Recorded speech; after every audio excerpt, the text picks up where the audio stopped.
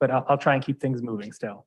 I'm just going to talk about the ongoing community engagement around Washtenaw Rescue Plan and American Rescue Plan investments, both what happened last week and then what's also happened over the last year, because this meeting marks a full year since we started our kind of more advanced community engagement efforts around the Washtenaw County Rescue Plan.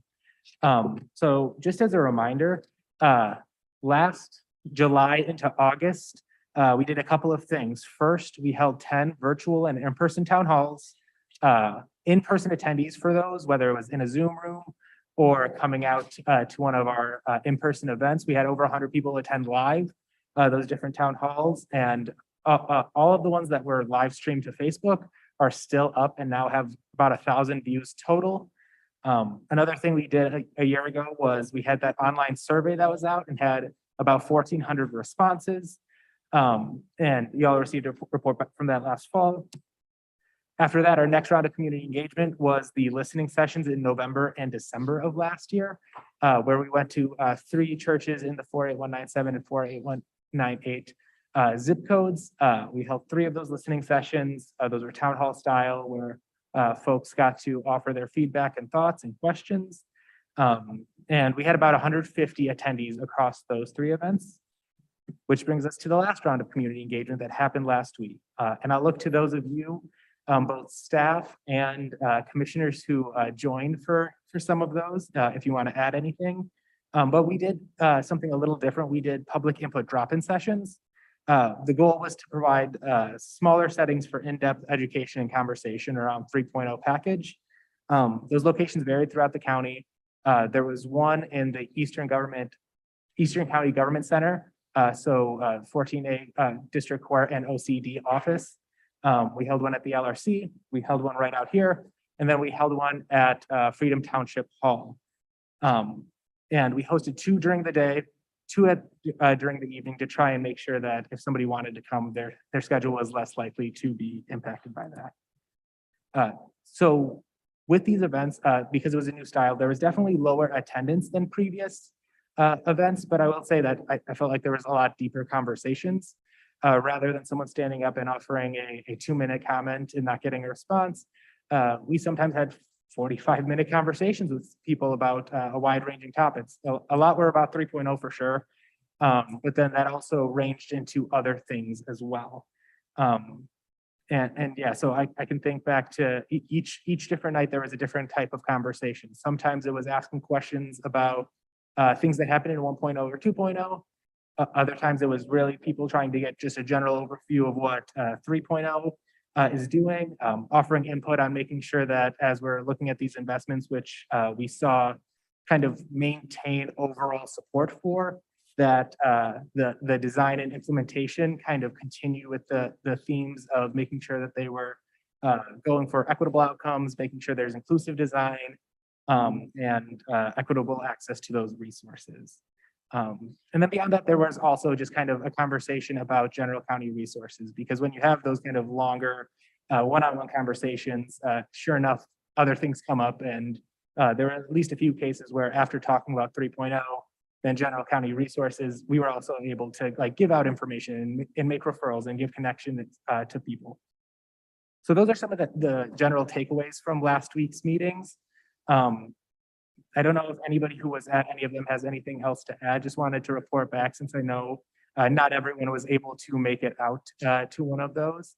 But overall, we heard general success for general approval of the 3.0 proposal, and had a lot of really good conversations. Would love to host more of these more frequently so that more people are able to engage in this way. But yeah, that's my report. And if there's nothing else anybody wants to add or any questions. Any questions or comments from anybody? Commissioner Sanders.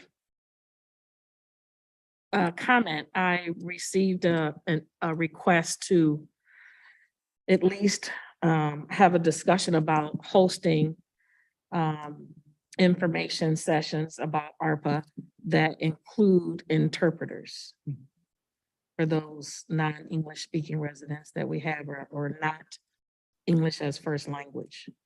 So I'm not certain if I mentioned that before, but I'm going to mention it now. That has been a request that has come from one of the residents. And I support it. And I think we should look at that to make sure that we are as inclusive as possible. Absolutely. You did mention that to me, as did the resident who talked to you, reached out to me as well. And that's definitely one of the things we're looking at as we plan what the next round of engagement might look like. Questions for Commissioner Morgan? I'll just say, I think those were a great, that was a great idea to format them the way they were. So you can have an actual discussion, people can ask questions, learn more about them. I liked that format much better than sitting at a table in front and just talking at people. So I just really liked the format and I thought you did a great job organizing them. So thanks, Peter. Thanks, Chair. And if I could, I know I've made this offer to a couple of you, but want to extend it to all of you. If at any point you want to host something like this, just in your district, whether it's at a coffee shop, at a library, at a park, let me know. I'm happy to come out. And if people want to come out and talk at one of these coffee hours, great. And if not, we can just work on things and talk together. So just wanted to extend that offer to all of you, that if you want to host any of those things, I know there's interest and they seem well received. So happy to do them more. Questions or comments from anybody else? All right, well, thank you, Peter. And I think that's a great idea to have the coffee hour style listening session, just because how this one was set up. For those of you that didn't make it, or for the public that didn't make it, we had different stations set up and big poster boards that outlined the key components of the next rescue plan package. And people had longer conversations, as Peter said. So I think that would really lend itself effectively to coffee hour style event. I really enjoyed the one that we had at the Eastern County Government Building. Wish more people would have came, but we had good conversations while we were there. All right, thank you. Do we want to hit everybody else for roll call? No, we're good. Okay, we'll keep it rolling. All right, so the main event now, discussion items. So it's been a little while since we had objectives, specific objectives for our key discussion items. So I'm going to read the two objectives. So the first one is we want to walk away with an understanding on what will happen between now and the end of the 2023-2026 budget reaffirmation, including how we can make amendments and give input. So that's going to be one of the components of today's presentation. And the second one is to offer feedback to admin, BOC staff, and finance that is need to build out a process for developing board priorities for the 2024-2027 budget. All right, Okay. we're ready. Okay, share the presentation.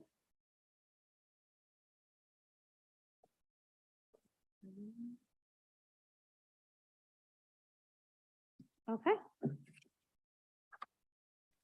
Yep, so as you say, Commissioner Hodge, tonight I'm going to take you through where we're at currently with the budget development process, and then our next steps, both internally to the county, as well as board priorities and principles.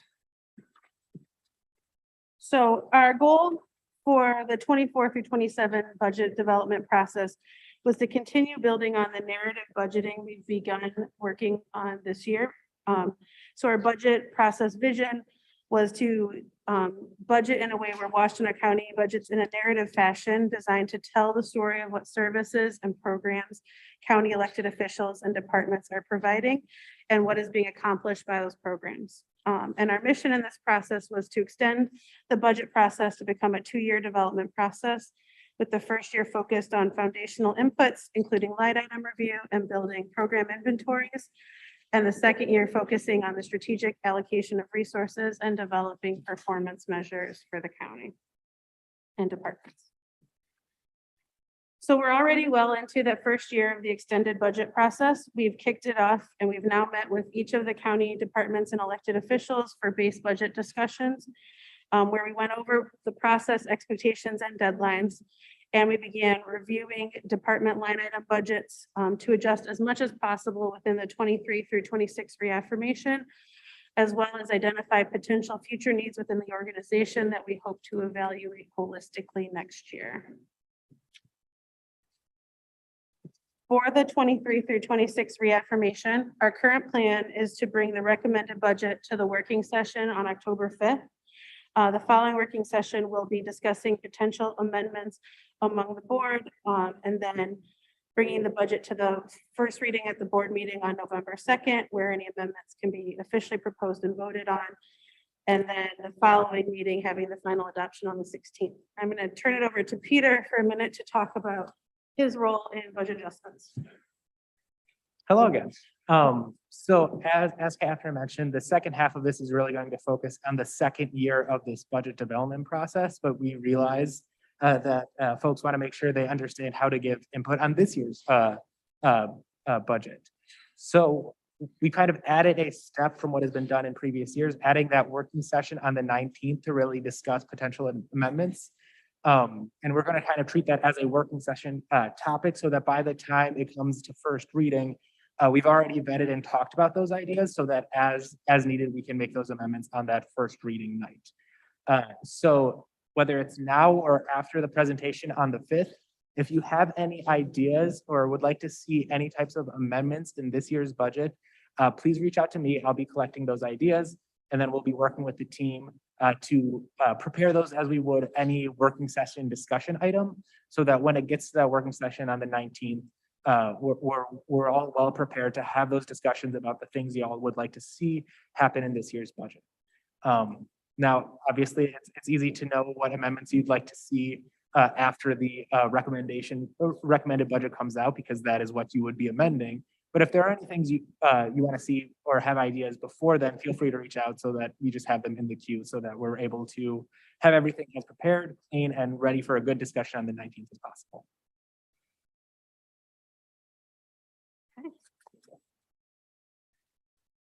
So then moving back to the 24 through 27 development process, what's coming up next internally is after we complete the line item review, the budget team is working with departments to break their operations into concrete programs that we'll use to build a program inventory that we'll bring to the board once it's complete. In 2023, we also plan to kick off a departmental request process to catalog the departmental needs for future investments during the 24 through 27 quadrennial budget. And then we'll be building all of that together into the recommended budget. We'll be bringing you back next fall. The key component of budget development that we can't do internally without you all is creating the BOC priorities and principles. In the past, the timeline's been such where we haven't been able to fully incorporate priorities and principles into decision-making. And this is one of the things we wanted to address by extending the budget process. In order to incorporate them, we do need adopted priorities no later than March of 2023, so that we can use them for that departmental investment request process and cataloging department priorities. So tonight, on the next few slides, I'm going to go through the current BOC priorities and principles just to give an idea of what we're working toward developing. And then I'll turn it back over to Peter to work with a discussion on how we would want to develop the next set of priorities. The plan after we've developed them, as I said, is to then be able to fully incorporate them into the decision-making and the recommendation of the next quadrennial budget. So current budget priorities from the 2019 through 2022 budget process are sustaining excellence in essential services, assure public safety and access to justice, maintain a safety net and work to improve the human condition, pursue environmental justice, create a mission-driven and thriving workplace within county government, and then support equitable economic opportunity. The principles that were used in developing the budget were one, to create a budget that is outcome-oriented, meaning the provision of services are focused on outcomes, that uses equity to the extent possible, where the allocation of resources in the budget should address economic and social inequalities that exist in the county, that is coordinated in ways so that the allocation of resources in the budget requires and supports improved coordination of units of county government and its ability to achieve common outcomes. Planning, the allocation of scarce resources should be based on comprehensive countywide planning to identify shared priorities and strengthen outcomes. And then lastly, measurement, where the allocation of resources in the budget is based on solid data and measurements of needs and outcomes. So with that, I will let Peter introduce the process and then we'll start the discussion. Yeah, and I'd say a lot of this is meant to be discussion. about what y'all would like to see. We could list off a number of ideas, but we really want to hear what y'all think would be helpful for developing your priorities. So the general timeline for this looks like over the next several months, developing a process, including a community engagement plan and other activities, whether it's additional working sessions, retreats, things like that for commissioners to develop that priority list. With the intention of that kind of January and February kind of being ramping up to being ready to make those priorities and principles in March of 2023. So I guess this is when we would turn it over to y'all and just hear what y'all would think what do you think would be helpful in this process. I know, like I mentioned, things like additional working session meetings, retreats might be something we think about internally, engaging with staff in really intentional ways, but then also what type of community engagement and involvement do you want to see in future processes? So I guess right now we'd open it up for y'all to have those discussions and ask questions, come up with ideas. And then also, if you have any questions about the amendment process that I talked about earlier, we can also talk about that right now. This is kind of the end of the presentation, and the rest is meant to be both a discussion to achieve both of the objectives that Chair Hodge read off at the beginning of this presentation. Peter, could you just describe the amendment process? I think you mentioned that there is going to be one, but could you just describe it in greater detail? Then we could probably ask questions about it. You mean the amendment process I mentioned earlier? Yeah. So that would be where there's on October 5th, there is the recommended budget. And then y'all would submit any amendments you would like to see happen to me. I'll work with everyone in admin to develop those to be the working session topic on the 19th. We'll talk about that topic. And then at the first November meeting is when we would make any of those, we would bring any of those amendments forward for approval along with the first reading of the overall budget reaffirmation. Cool. Clear to me. Thanks, Peter. Questions? I knew you had something. Commissioner Morgan. I always love amendments. No, I think that process sounds really great. And I like that laying it out in advance so everybody understands the process, how it's going to work, and has a sort of a fair look at how to suggest or request budget amendments. So I think that sounds great. That's something I've wanted for a long time, and I'm really, really happy to hear it. So thank you for that. We did have the sort of a form that we tried using before. I don't know if that's helpful. I don't know if you have that, Peter, but that might be helpful as we think about it, where we lay out like where money would come from, things like that. But I think I trust that you guys will come up with a good process. Yeah, absolutely. And if I could, I think it might end up looking like a form, but also because every budget amendment request will look different, one form might not be the best way to do that. So by adding in this extra process, when I talk about that like preparation for discussion, it'll be gathering the information we need to have a good discussion rather than just having a static form, because we recognize that not every budget request is going to look the same and need the same type of information. So rather than asking y'all to have all of that information ready up front, we're going to try and develop it with you so that we can have a comprehensive discussion rather than say, what do you want to see? Put it on the agenda. Got it. That sounds great. I do have another question about the reaffirmation process, which is looking at this timeline, whichever page it was on here. Oh, here it is. So looking at that timeline, presentation October 5th, discuss amendments 19th, first reading on the 2nd. I think that sounds like a pretty good timeline, but I would just want to make sure that there's some level of, I assume after the 5th, we'd put the information out there so the public can share thoughts with us. I feel like a lot of times in the budget process, by the time people really know what we're talking about, it's almost too late to do anything to it. And it ends up being the case where people share critiques with us after the fact. And it's like, well, sorry, it's too late. We really can't change anything now without it being a messy process. So I think that's good. So my only request is just that as we do that, we make sure we share that information with the public. I do understand that the reaffirmation process isn't a time for huge or significant changes by any means, but I still think there's an expectation for a higher level of engagement with the public on the budget currently than there maybe was historically. Thanks, Chair. That's all I have. What I wonder too, if it might be a good opportunity to do some of those coffee hour style sorts of presentations that we talked about, potentially using the format that we just did with the ARPA town halls with. Other thoughts or questions? Oh, and, Commissioner Labar.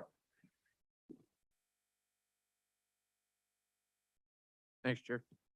Yeah, I think this is excellent in terms of the plan here. Looking at the priorities component, one of the things that I wish we'd done differently back in 2013, and did a little bit better job, I think in 16 or 17, was getting the countywide electeds input on the front end when it comes to priorities.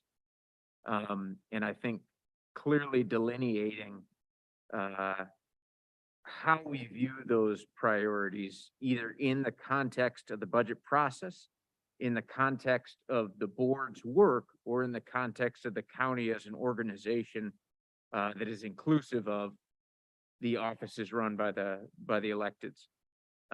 And so if there could be an engagement, even informal, in the last, in quarter 4 in 2002, or early 2003, I think that would be helpful. And I think what it will help prevent is some of what's happened in the past, where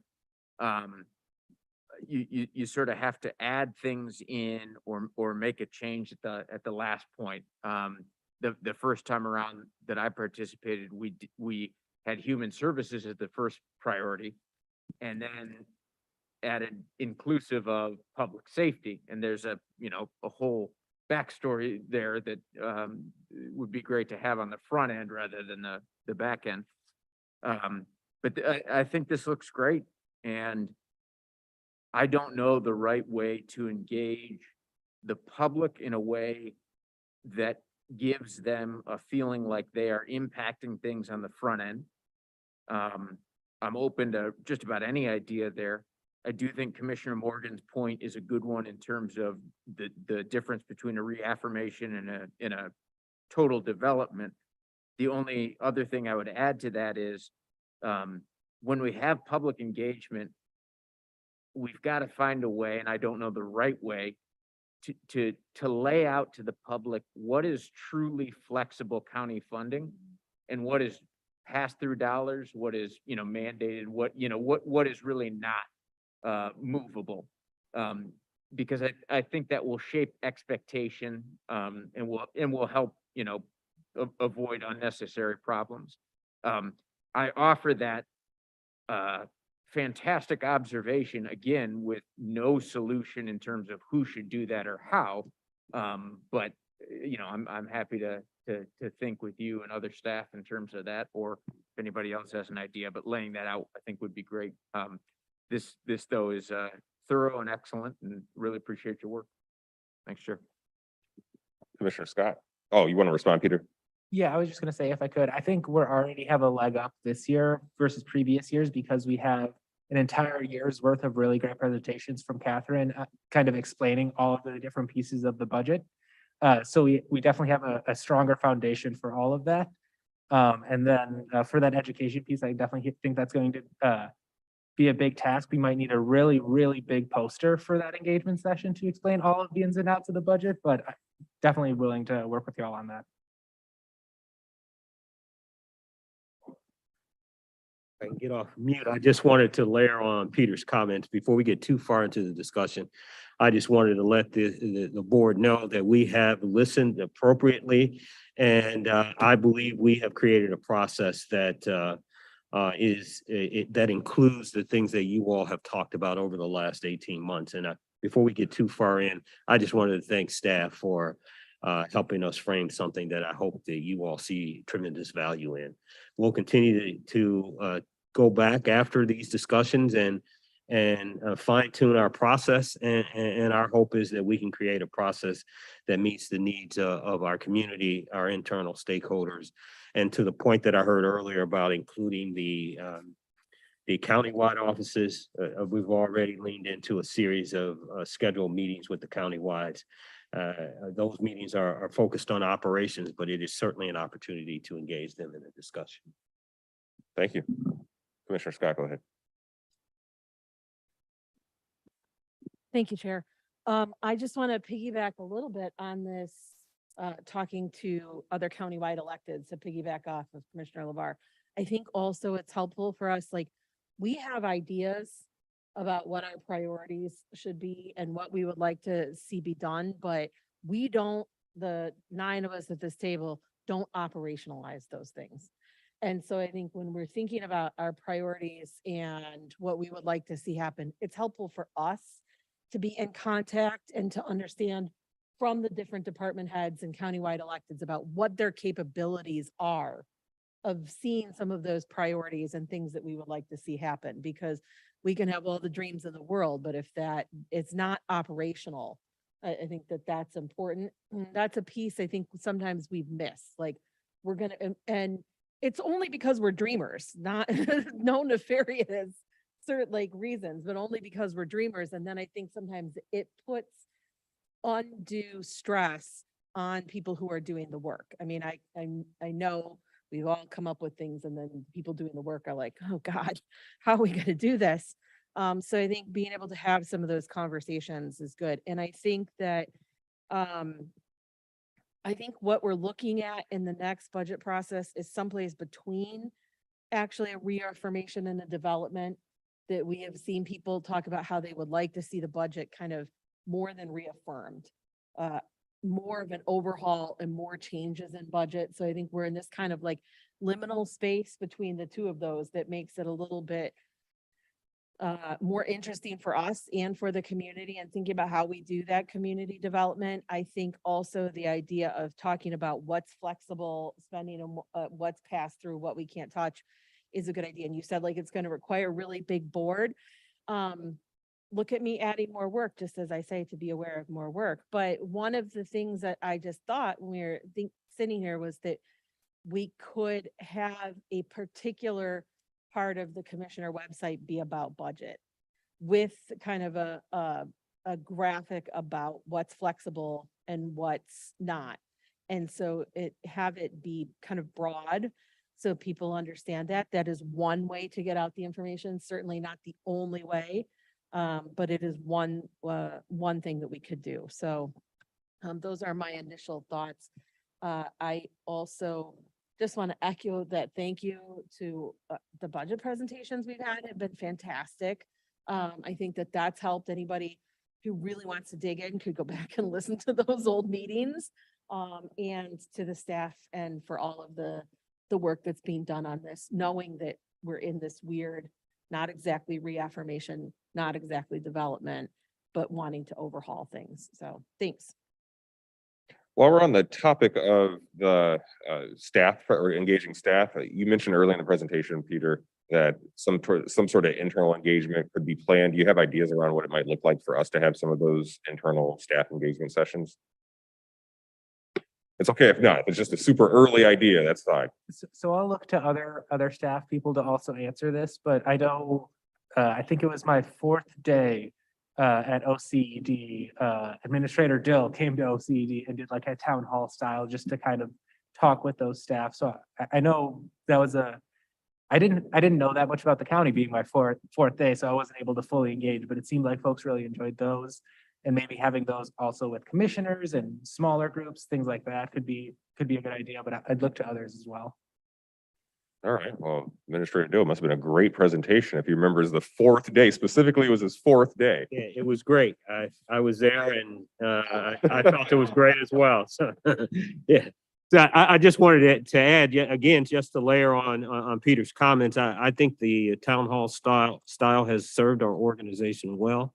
One of the things we've been talking about internally is how we shape discussions around our communities of interest, if you will, on health and human services, public safety and justice. And that might be a way to kind of frame some of those discussions. I think it would be an important signal to the organization that you all are supportive of the work, to have you guys engaged in those discussions.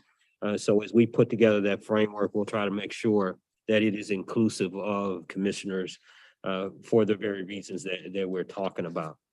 And I while I have the floor, I just want to thank Commissioner Scott for her comment around operationalizing the work.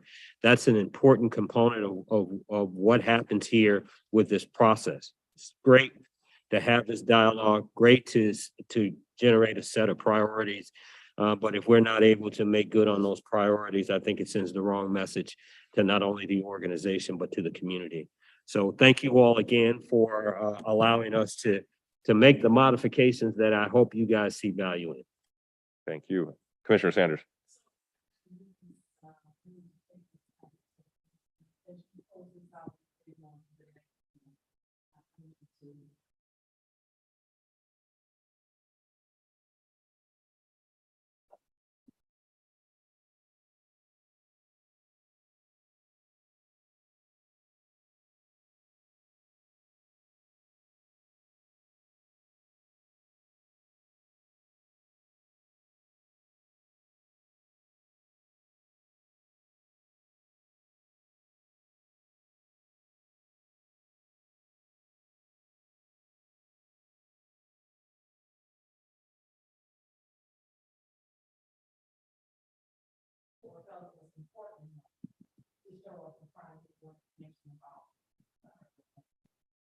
And are you talking specifically about the ones last week or all of the, okay, the ones last week ranged from 2 members of the public to 7.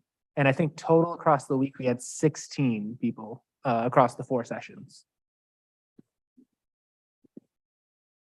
Commissioner Machewski. Thank you, Mr. Chair. Actually, I want to direct this question to the administrator.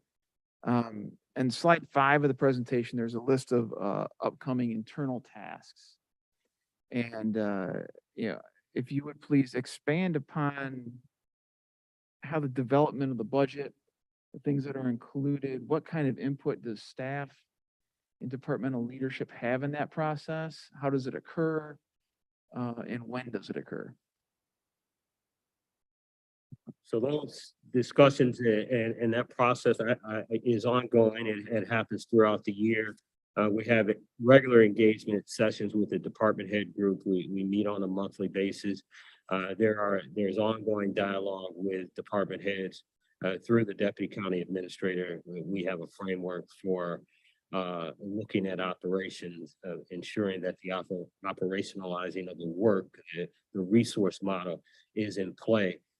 That's a process that really hasn't changed very much over the years. And I think as we move forward, after this discussion, it is an opportunity for us to think differently about how we engage and how we bring those groups together to talk about process.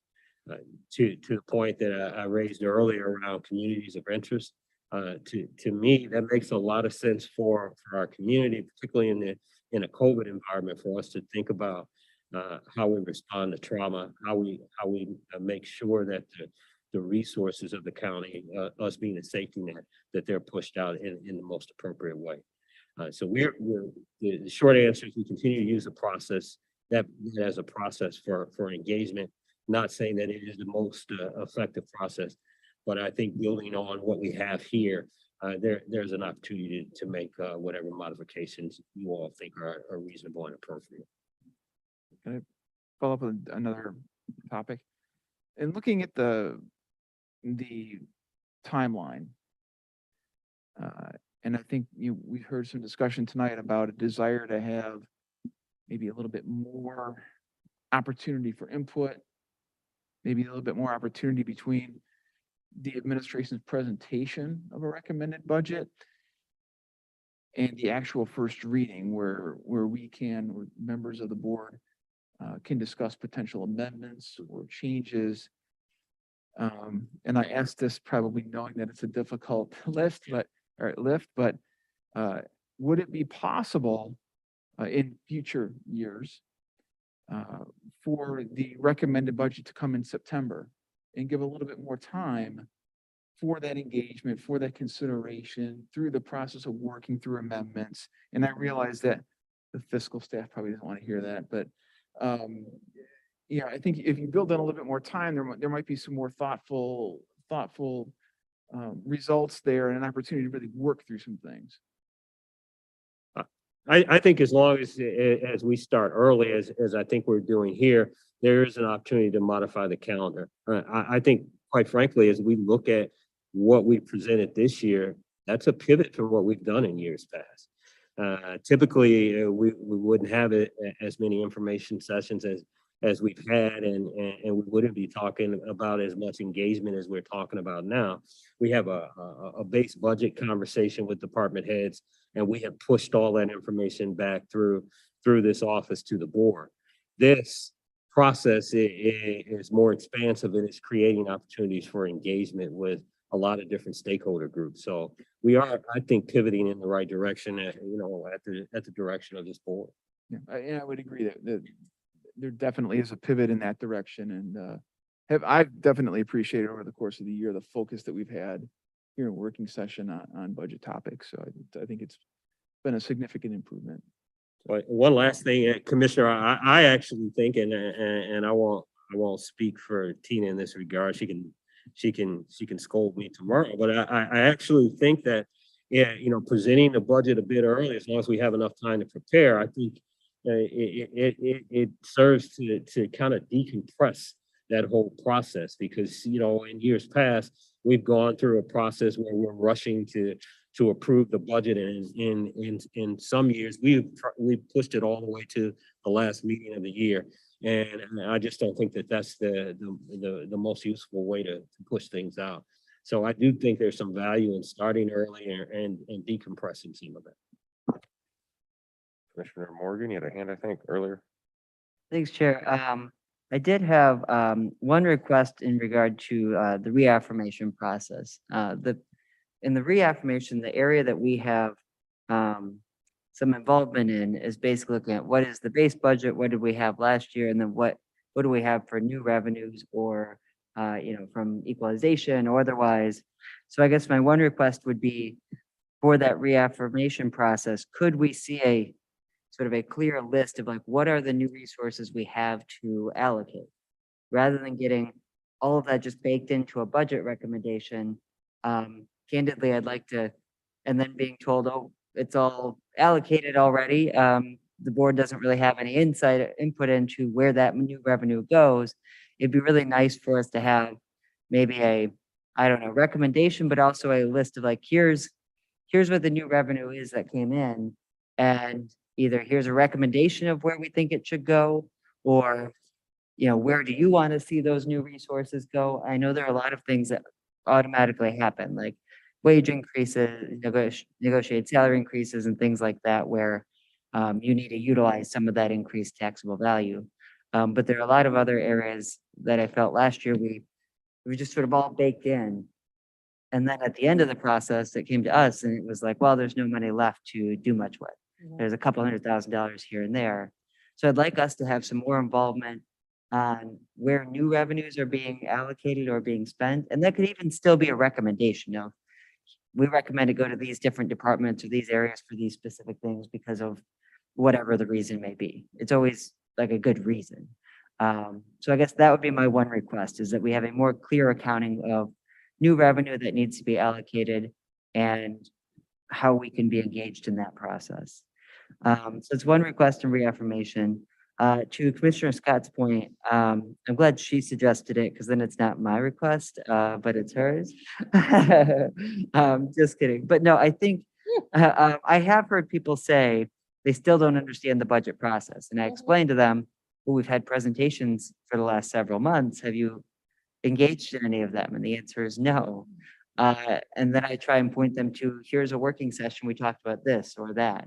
And it's not really easily accessible to them still. I mean, it literally is easily accessible. It's on the website, you can just click on the right meeting. But I am wondering if there's a way to, maybe even if it's just the PowerPoints or some way to say, here's the budget information.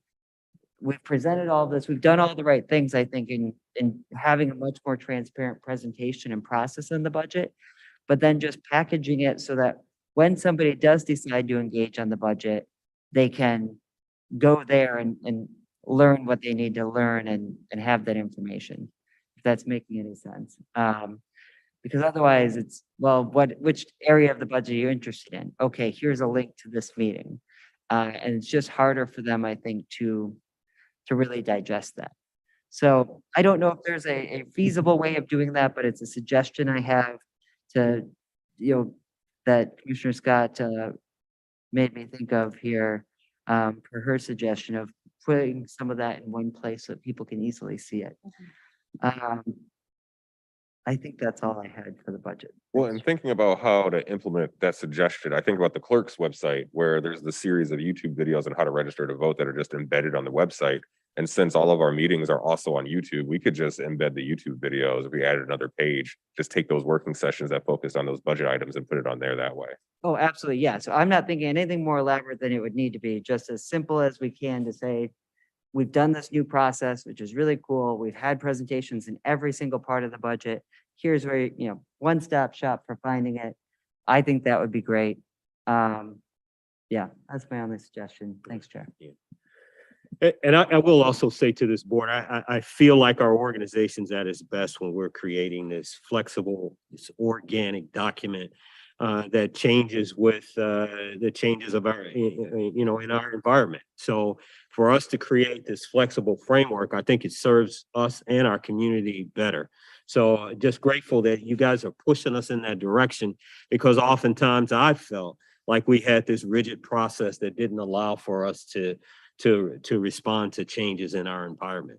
So I feel like we're moving in the right direction, and we are what we invest in. So if we can create a framework that supports that, I think we're much better as an organization and as a community. All right, got anything else, anybody? Not seeing anything. Okay, well, thank you both for the presentation and for all your added comments, Administrator Dill. I think this was really helpful. So moving on to liaison reports. Anybody have a liaison report they'd like to share? Commissioner Scott. Thanks. I will talk to you all about the Board of Public Health. We had a report on monkeypox and how the county is working on trying to address that. Mostly with post-exposure prophylaxis is the best option we have right now. There's limited amount of vaccine in the country, and post-exposure prophylaxis is the recommended and best way to respond to that right now. There was also a really fantastic Instagram Live on Monday with Dr. Marquez that I caught part of, that gave a lot of really good information and quelled rumors, and it was concrete about what people could do. We had an amazing presentation from the community violence group that came to talk to us. Also, it was very emotional day at the Board of Public Health.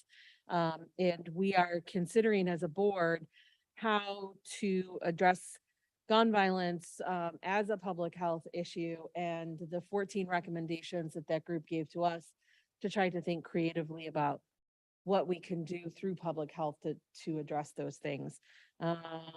We also reviewed the budget, which will be coming to us soon. And although we did we talk about this on Friday? I don't think we did. But it is a public health matter, so I'll mention it. The COVID transmission in Washtenaw County is back too high. We did not talk about it. Well, it's public health, and public health has said it since then, so it's probably appropriate right now in the liaison to mention that. But we're back to high transmission in Washtenaw County, so be careful. Thank you. Thank you. Any other liaison reports? All right, well, Commissioner Scott covered Board of Health. Oh, Commissioner Shink, go ahead. Sort of, it follows along what Commissioner Scott was saying. Thank you. So I am chair of the Urban County Group, and Minna Loveluck was there today talking to us about those issues. And some of the people had questions about where to get the young child COVID vaccines, and they are available at the health department, and one would make an appointment to do that. They've been a little difficult to find. Thank you. Thank you. All right, I would add that we attempted to have a CJCC meeting, the Criminal Justice Collaborative Council. We were unable to get quorum. The part of the challenge and why it's taken us so long to have the CJCC meet is that it's a body of 24 people. So that's a lot of people that you need to have quorum, and this is something that we reconstituted back when we could meet on Zoom. So since it's subject to Open Meetings Act, it's very hard to get the 24 people that are on that body to appear physically in the same place at the same time. So we're going to be taking a look at the CJCC and see if there are ways that we can amend the bylaws in a way that it'll make it easier for us to be able to have quorum so we can have those meetings in person, or to see if we can need to take a look to see if there are changes that we can make so it doesn't have to be an OMA, subject to OMA body, or if we can achieve the same kinds of goals that we were hoping to achieve through the CJCC through other work that's being done in the county or a different structure. So stay tuned for more information on that. Excellent. Well, we're going to move along to items for current or future discussion. Do we have anything? Not seeing anything. Okay. Pending items. We don't have any. Okay. Looking for a motion to adjourn. All right. We are adjourned. All in favor? Aye. All right. All of it. We're adjourned.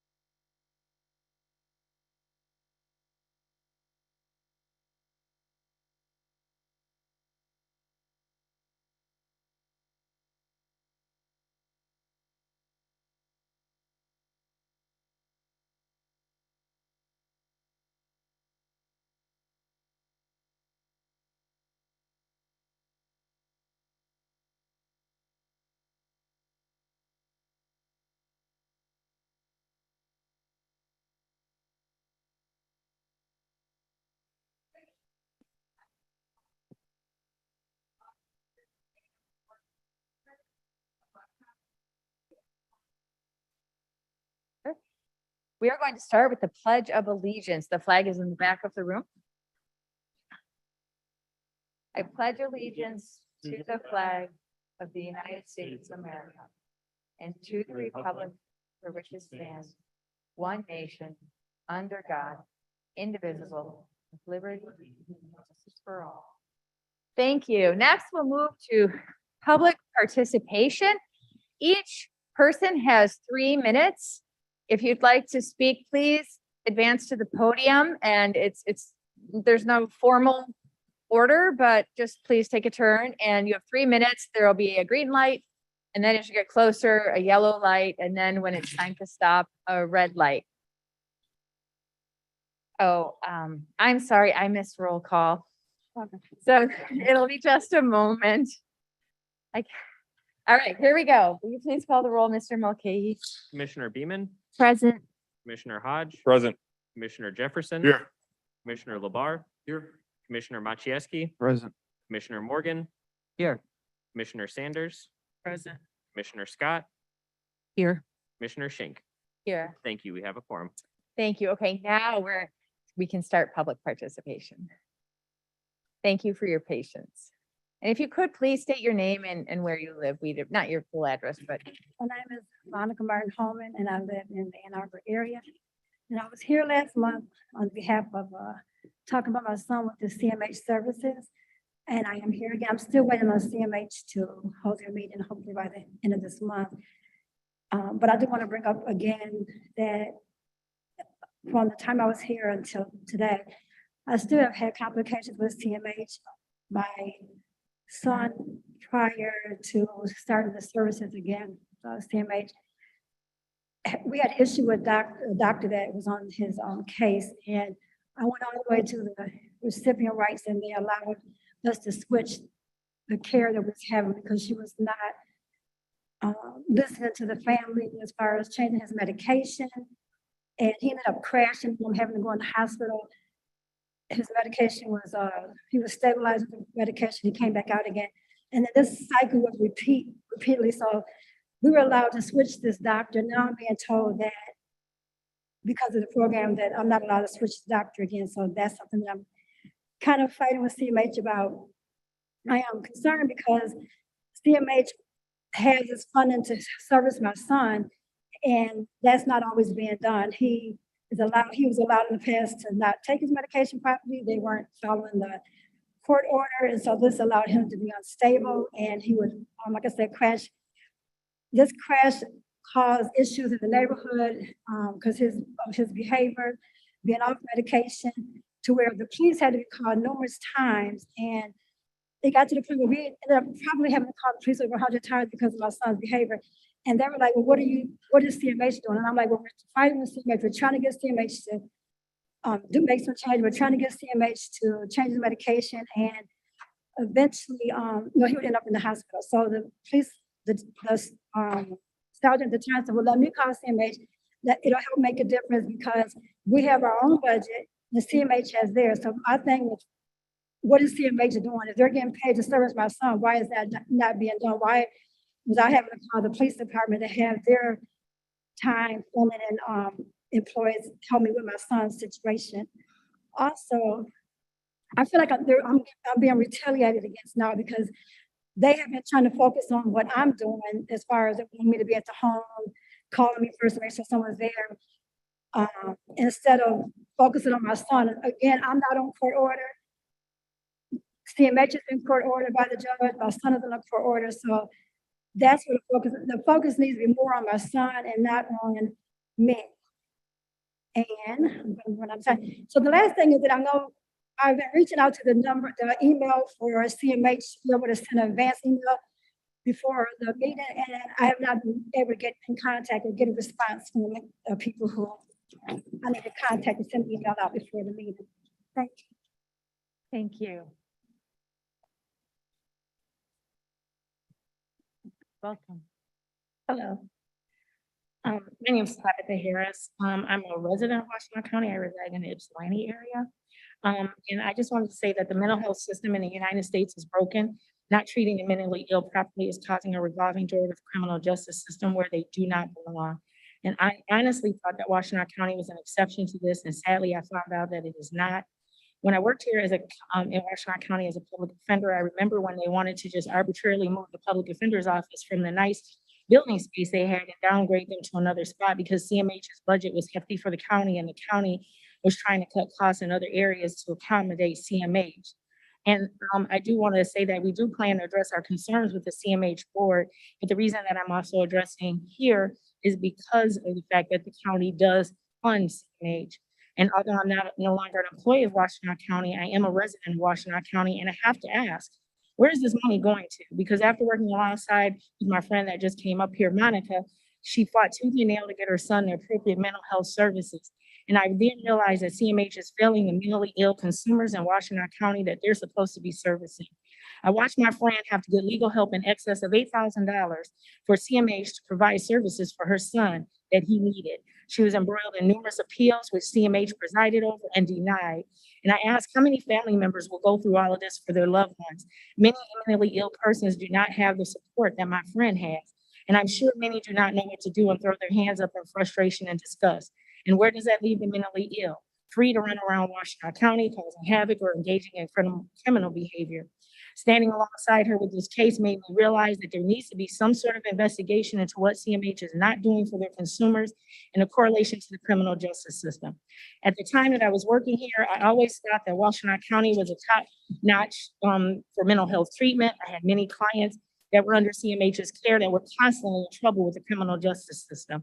In my friend's case, while they were dilly-dallying along, not following the laws, reporting his behavior to the judge, denying him services because he was too difficult, not making sure that his medication was proper, he picked up 3 new criminal cases.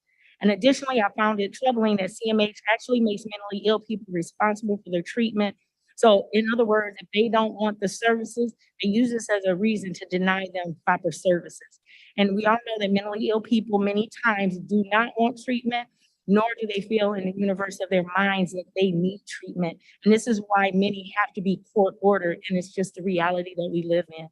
And I'm not trying to minimize the difficulty of dealing with mentally ill people, but it is appalling to me that Washtenaw County holds itself out as a world-class organization, giving world-class treatment to its residents when the organization that is entrusted to treat these individuals and who have the training to deal with mental illnesses do not do their jobs correctly, causing them to be embroiled in a criminal justice system where they do not belong. Thank you.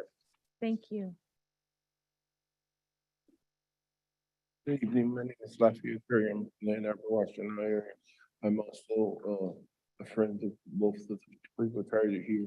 I'm also the victim of her son, the assault against me when he was crashing on medication. He's not the only one that I've seen run across in this county. I am from the Ann Arbor area. I was born here, and I watched when the mental health started giving up, like in 1986, 87, when it started seeing all the mental health patients in the street. I was wondering what was going on, because now they're not only victims, but they're also making other people victims.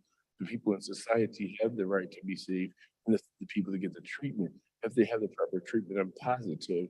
I've seen them with the treatment, and I've seen them off the treatment. So there's a whole bunch of people roaming around that really CMH needs to be monitoring and really putting their foot down for the help that they're trying to supposedly give them. Because there's not myself, but other people have been assaulted, and and these people are going to prison for no reason when they really should, if they got the proper treatment, would be productive citizens and they're monitored. And thank you for your time. Thank you.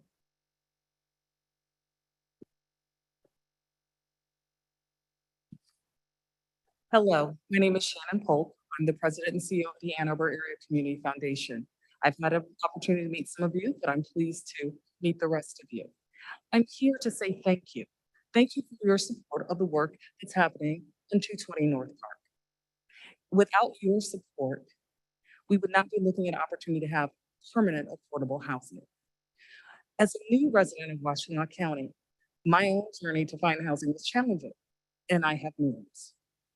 Making sure that those who may not have the same opportunity to make sure that they're able to have affordable housing is so critical in this community. So I just want to say thank you for the work that you've done and for your support. Thank you. there anybody else in the audience who would like to make a public comment now? Okay, we're holding hybrid meetings, so there may be people who are attending remotely who want to make a comment. Is that so? Yes, Chair, there is one person with their hand raised, Harvey Summers. Welcome. My name is indeed Harvey Summers, and I live at 2129 Autumn Hill Drive.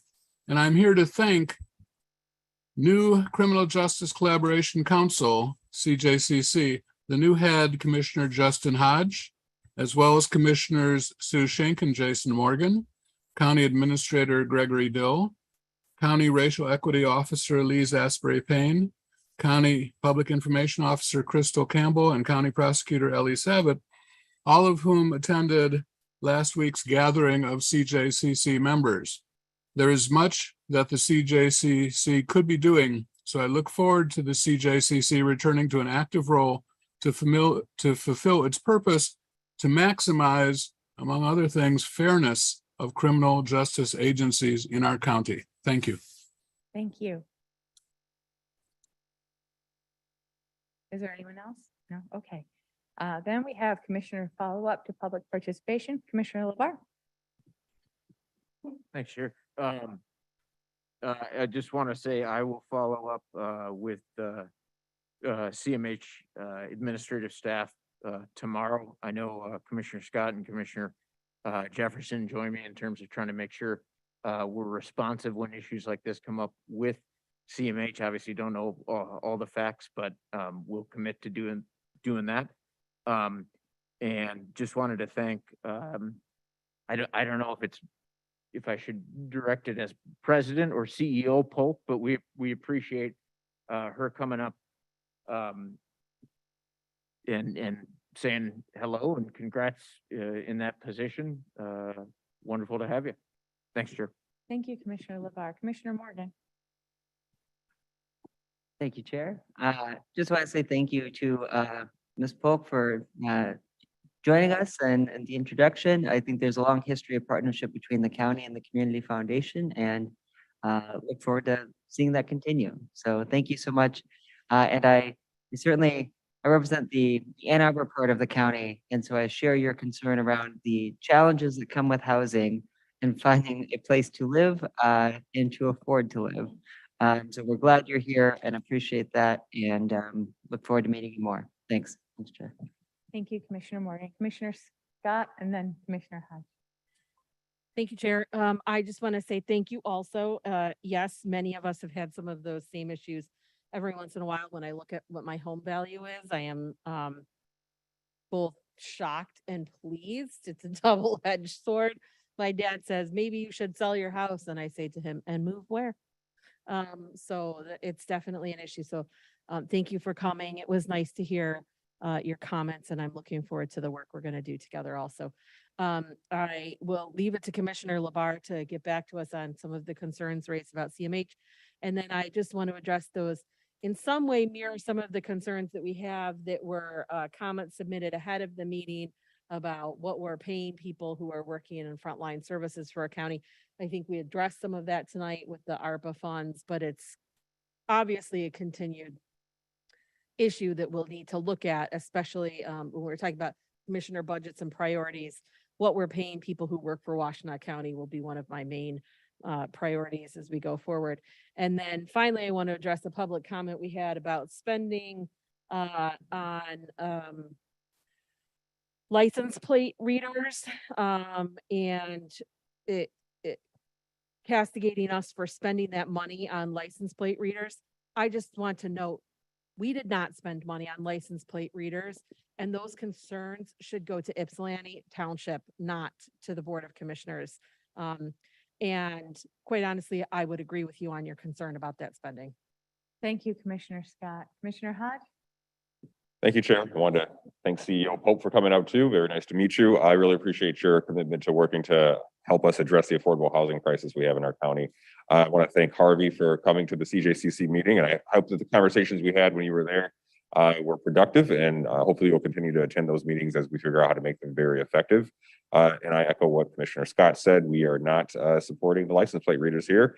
A different government that's doing that. So, and I also share those concerns. Thank you. Thank you, Commissioner Hodge. Anyone else? Administrator Dill? Thank you, Chair. I too want to just say hello to CEO Pope. We've talked on Zoom. Thank you for being here. Thank you. I know that you're new to our community. I want to say welcome and say that as you heard from our commissioners, we have a long history of a wonderful partnership, and I certainly want that to continue as we move forward. Thank you. I echo that welcome. It's nice to meet you. And to the family with the concerns with CMH, I appreciate Commissioner Labar that you'll be following him. Okay, next, we have a special order. No, we don't. I'm sorry. Liaison reports. Does anyone have a liaison report tonight? Okay, next we then have item 6, special order of business. I'm looking for a motion to approve a resolution to set a public hearing to receive comment on a proposed brownfield plan for 220 North Park in the city of Ypsilanti for September 7th. I will support. Any discussion? Okay, we'll take a roll call vote on that. Commissioner Beaman, Yes. Commissioner Hodge. Yes. Commissioner Jefferson, No. Commissioner Labar, Yes. Commissioner Machieski, Yes. Commissioner Morgan, Yes. Commissioner Sanders, Yes. Commissioner Scott, Yes. Commissioner Schenk. Yes, Item passed. thank you. Next, I'm looking for a motion for a public hearing to receive comment on a proposed brownfield plan for 303 North Fifth and 312 through 314 Detroit Street in Ann Arbor, Michigan. Support. Okay, I will open, or any discussion on that? We'll open that public hearing. Is anybody here to comment on that?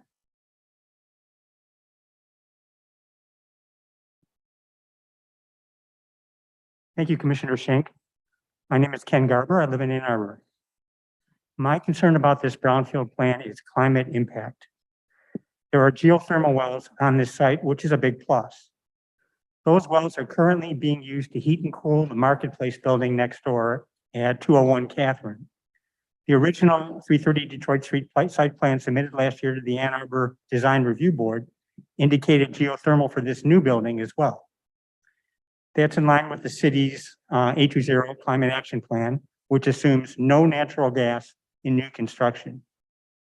Then in May, at a city planning commission meeting, the development team said that they in fact did not do their due diligence on the geothermal. They no longer knew if those geothermal wells could service that building or this new building or both buildings. So they were in the process of working through all that with an MEP design engineer and some heating and cooling contractors. The geothermal issue did not come up at city council. I don't think they were aware of it. I'm bringing it to your attention now. I don't know if the petitioner has decided on geothermal or not. There's nothing in the brownfield plan on it. To me, that's important information. If the geothermal wells can't be used for this building for technical reasons, then fine. The developer should commit to an electric air source heat pump solution, ideally high efficiency VRF. But heating this building with natural gas locks in greenhouse gas emissions for the next half century or more and is unacceptable in our current climate emergency. This is a small project, but each building counts. Using industry figures for average Michigan household gas consumption and a conversion factor that takes into account upstream emissions, this building will produce 147 metric tons CO2 equivalent emissions each year from burning gas alone, even taking into account the LEED Gold construction. We shouldn't settle for anything less than zero emissions for new buildings, assuming a future clean energy grid. That means no gas. Certainly the granting of tax incentives to enable the construction of buildings that use gas heating is a terrible idea. If this petitioner plans to build all electric, I applaud them and I strongly support this brownfield plan. If instead it's going with gas or is in any way equivocal on the question, then I absolutely do not. Thank you for listening to my comments. Thank you. Any other comments for the public hearing? Seeing none, I will now close the public hearing.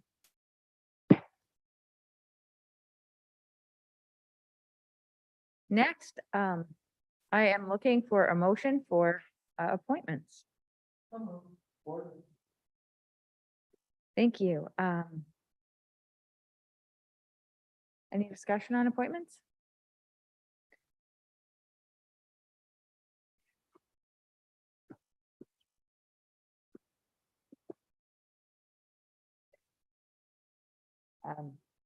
So to the Washtenaw County Emergency Communications Millage POC, Ed Toth. To the Local Emergency Planning Committee, Benjamin Panett and Lee Cathanel. To the Homeland Security Task Force, Benjamin Panett. And to the Emergency Telephone District Board, Jeff Pointer. And these are positions that are dependent on people's positions in emergency management and the community. So I'm looking for a roll call vote. Commissioner Hodge, Yes. Commissioner Jefferson, Yes. Commissioner Labar, Yes. Commissioner Machieski, Yes. Commissioner Morgan, Yes. Commissioner Sanders, Yes. Commissioner Scott, Yes. Commissioner Schenk, Yes. Commissioner Beaman. Yes. Items passed. Thank you. Next is item 8, the consent agenda. Thank you. Any discussion or desire to remove any items from the consent agenda? Okay. That'll be a voice vote. Oh, I'm sorry.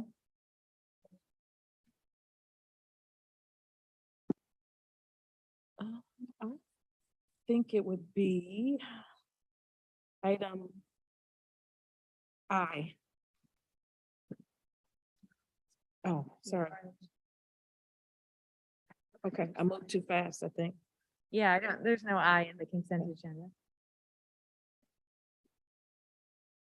Okay, are we ready for a voice vote then? All those in favor, please say aye. Aye. Anyone against, please say nay. Okay, motion carries. I'm looking for someone to move the resolutions, please. Commissioner Scott,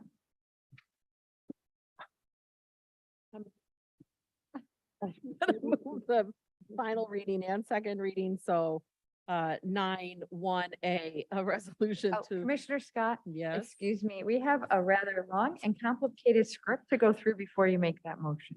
Okay, And I think before that, we also need to recognize Mary Kerr. It wasn't written in the agenda, but we're going to be considering it later. And we don't want her to have to wait through the whole meeting.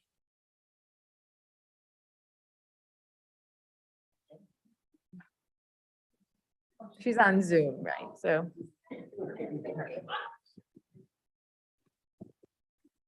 Hello, Mary. Welcome. Tonight, we are going to be honoring you with a proclamation of recognition for your service to Washtenaw County and to congratulate you upon your retirement from the entire Washtenaw County Board of Commissioners. We thank you for your exemplary service to our community and wish you all the best in retirement. Would you like to make any comments? Sure, absolutely. You know, I've been reflecting on all the accomplishments we've achieved together over the years.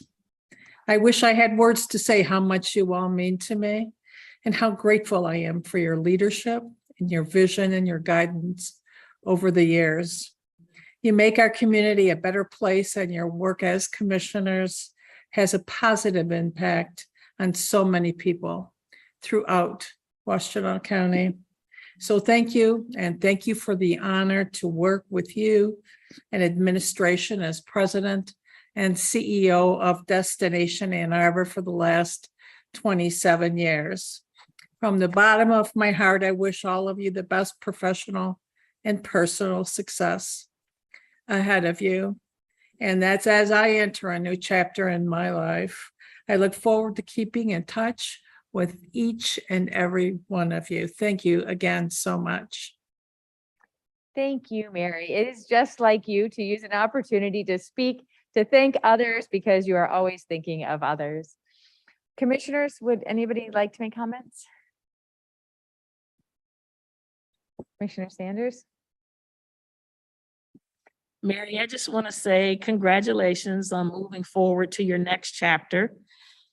Even though what I have to say is related to, my interaction with you in another capacity, I do want to acknowledge that each and every time I've reached out to you, you have been receptive.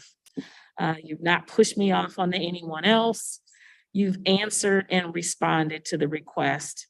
And I appreciate that. And I'm assuming that others have had the same experience with you in relationship to your role as the head of your organization. So congratulations and wishing you a blessed and very pleasurable next chapter.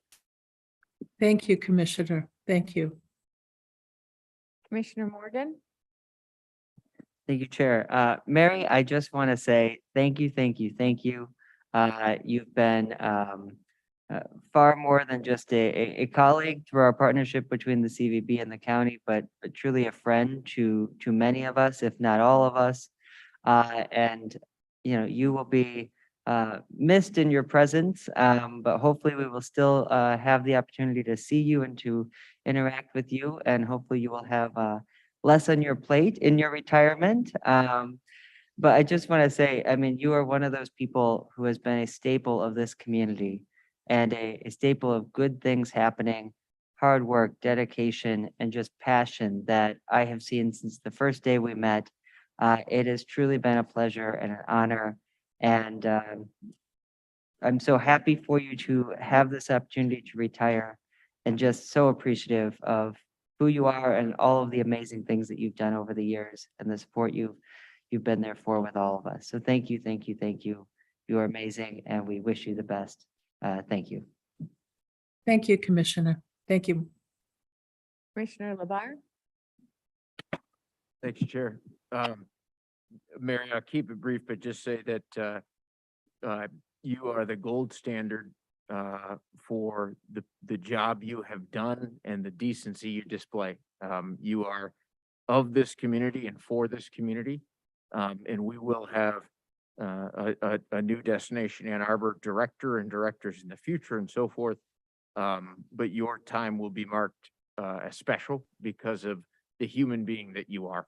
And as you move on to a wonderful new chapter, I just want you to know your time and you are significant, and you've shaped this community, and we will miss you in this role and appreciate who you are and all you've done. And so at the risk of droning on here with kind words, I just say, Mary, you're the best. Thank you.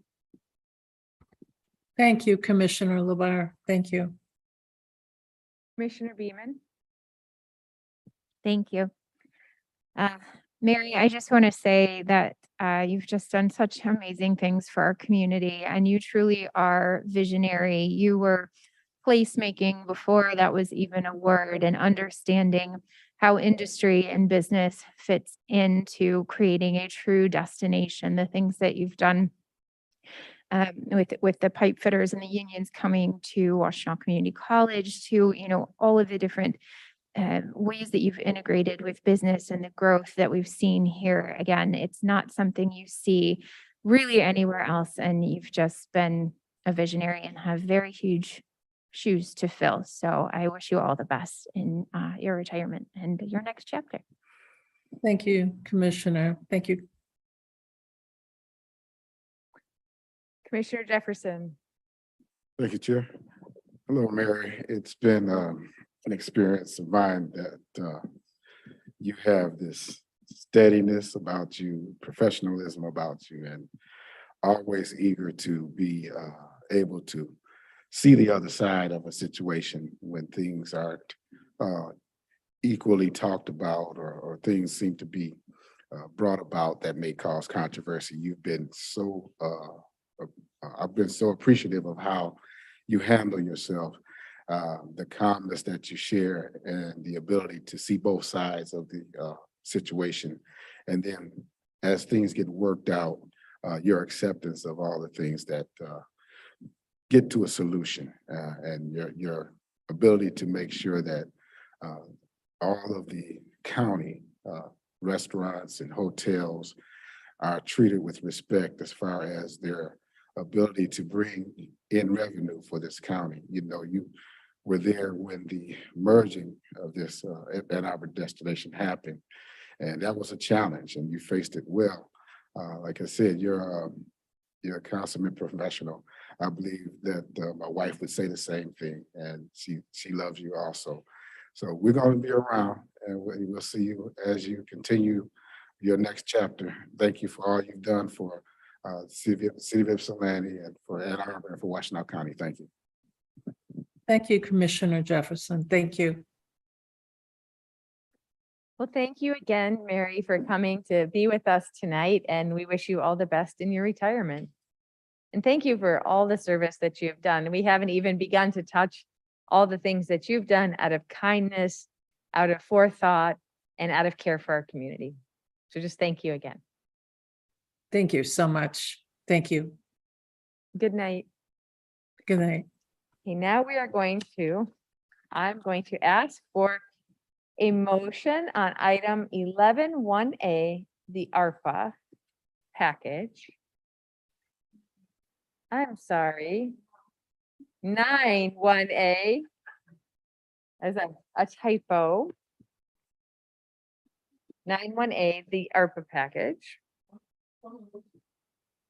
There's support.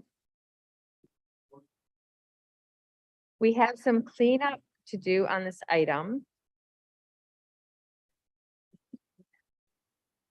And so, I am asking for a motion to amend the 6th be it resolved clause to state read proposal. Oh, I'm sorry, that was the direction. So to state, instead of be it further resolved that the Washtenaw County Board of Commissioners obligates up to $3,600,000 to provide housing access, inclusive of $3,600,000 from recovered ARPA lost revenues. It would be replaced with, be it further resolved that the Washtenaw County Board of Commissioners obligates up to $3,600,000 of the county's unobligated American Rescue Plan Act state and local fiscal recovery funds as recovered lost revenues, and that those same $3,600,000 then be obligated to provide housing access.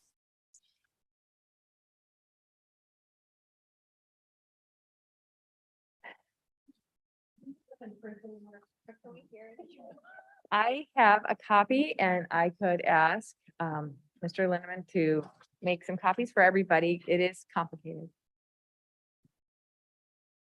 Chair, while we're doing that, could you just maybe share, what are we doing? I'm asking Corporation Counsel Michelle Biller to explain the situation. So there are going to be a couple of cleanup motions. We're going to divide out a few of these pieces and vote tonight due to time constraints. The rest of the motion will be voted on at the next regular meeting. But the two pieces that we need to vote on tonight is the 3.6 million for housing access. That's related to 220 Park. I think that needs to go through before the first September meeting. And then also the creation of the data and evaluation manager position. So those two items are being pulled out. And then the rest of it will go at the September meeting. So it's a little messy. We're just going to try and take it bite by bite right now. Yes, I'm letting you know that we have 2 pages of very specific motions to make our way through this process. Yes. That explanation is very helpful, though. Thank you. Thank you for asking that question.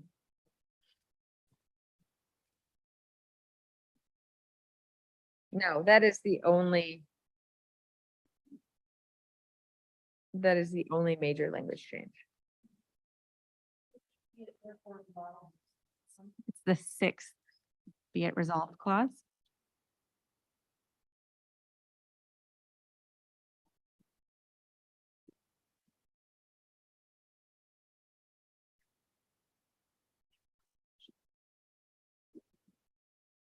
Commissioner LeVar.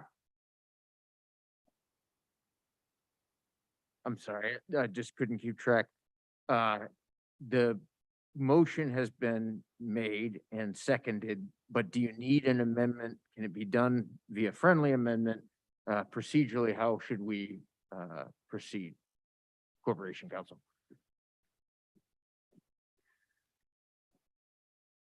I think as long as the makers of the motion, which would be Commissioner Scott, seconded by yourself, Commissioner LeVar, if you're amenable to it being a friendly amendment, we can declare that and move on.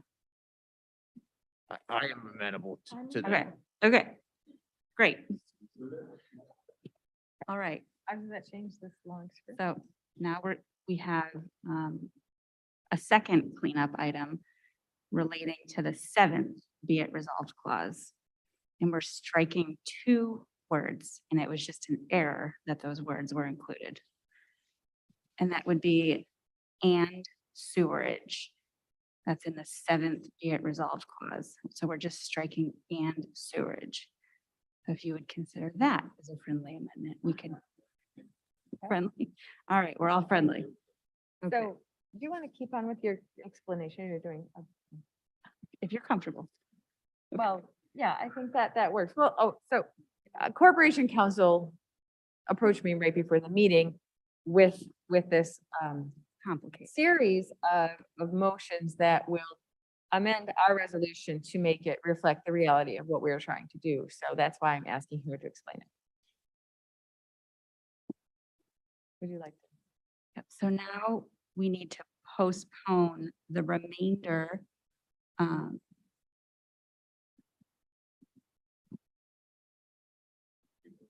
Hold on. Okay, so we need to postpone much of the motion, but 2 of the items that we need to move forward tonight are obligating 3.6 million to housing access, which is the 6th get resolved clause that we just amended, and the position creation of the data and evaluation manager. Which is the 7th be it resolved plan. As such, Sorry. I would entertain a motion to divide those 2 items from the remainder of the ARPA item. So moved. Any discussion?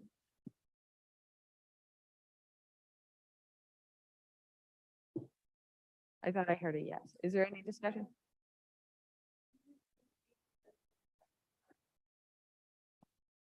Right, the data evaluation manager is in the 13th be it resolved clause. It's split between 2 pages. So we're essentially looking to approve $3,750,000. Right? 3,000,006 plus 150,000. Okay. Yes. Yeah.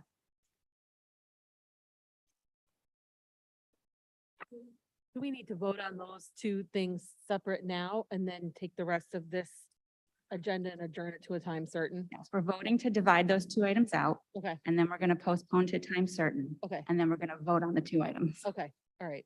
So Justin moved to take them out. Yeah. And somebody over there, Caroline, Jason, right next to me, of course.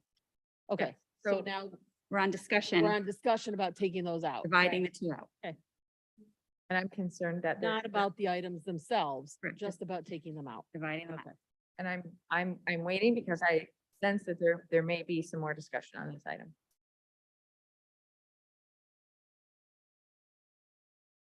Is there any more discussion?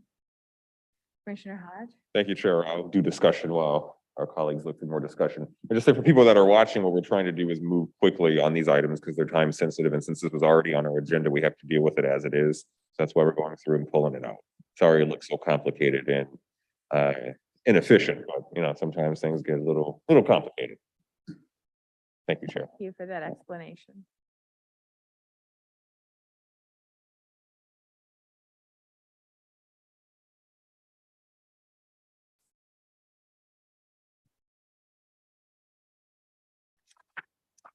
So again, Chair, I just want to clarify, you're just looking to see if there's discussion on taking these items out, not Right. on the items themselves. Right. Okay. Okay, everyone, all in favor of removing these items as moved, please say aye. Aye. Anyone against, please say nay. Okay, motion carries. So the items are now removed. In order to move the remainder of the ARPA items to our next meeting, I would entertain a motion to postpone the other ARPA items to our next regular meeting. So moved. Any discussion? Okay, all those in favor of moving the rest of the ARPA resolution items to our next meeting, please say aye. Aye. Anyone against, please say nay.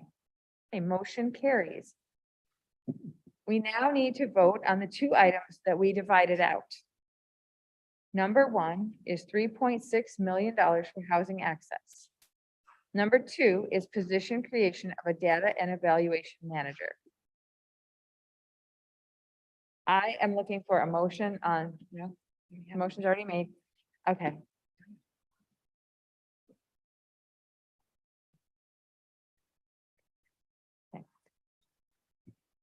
Okay, so we're gonna vote on these separately.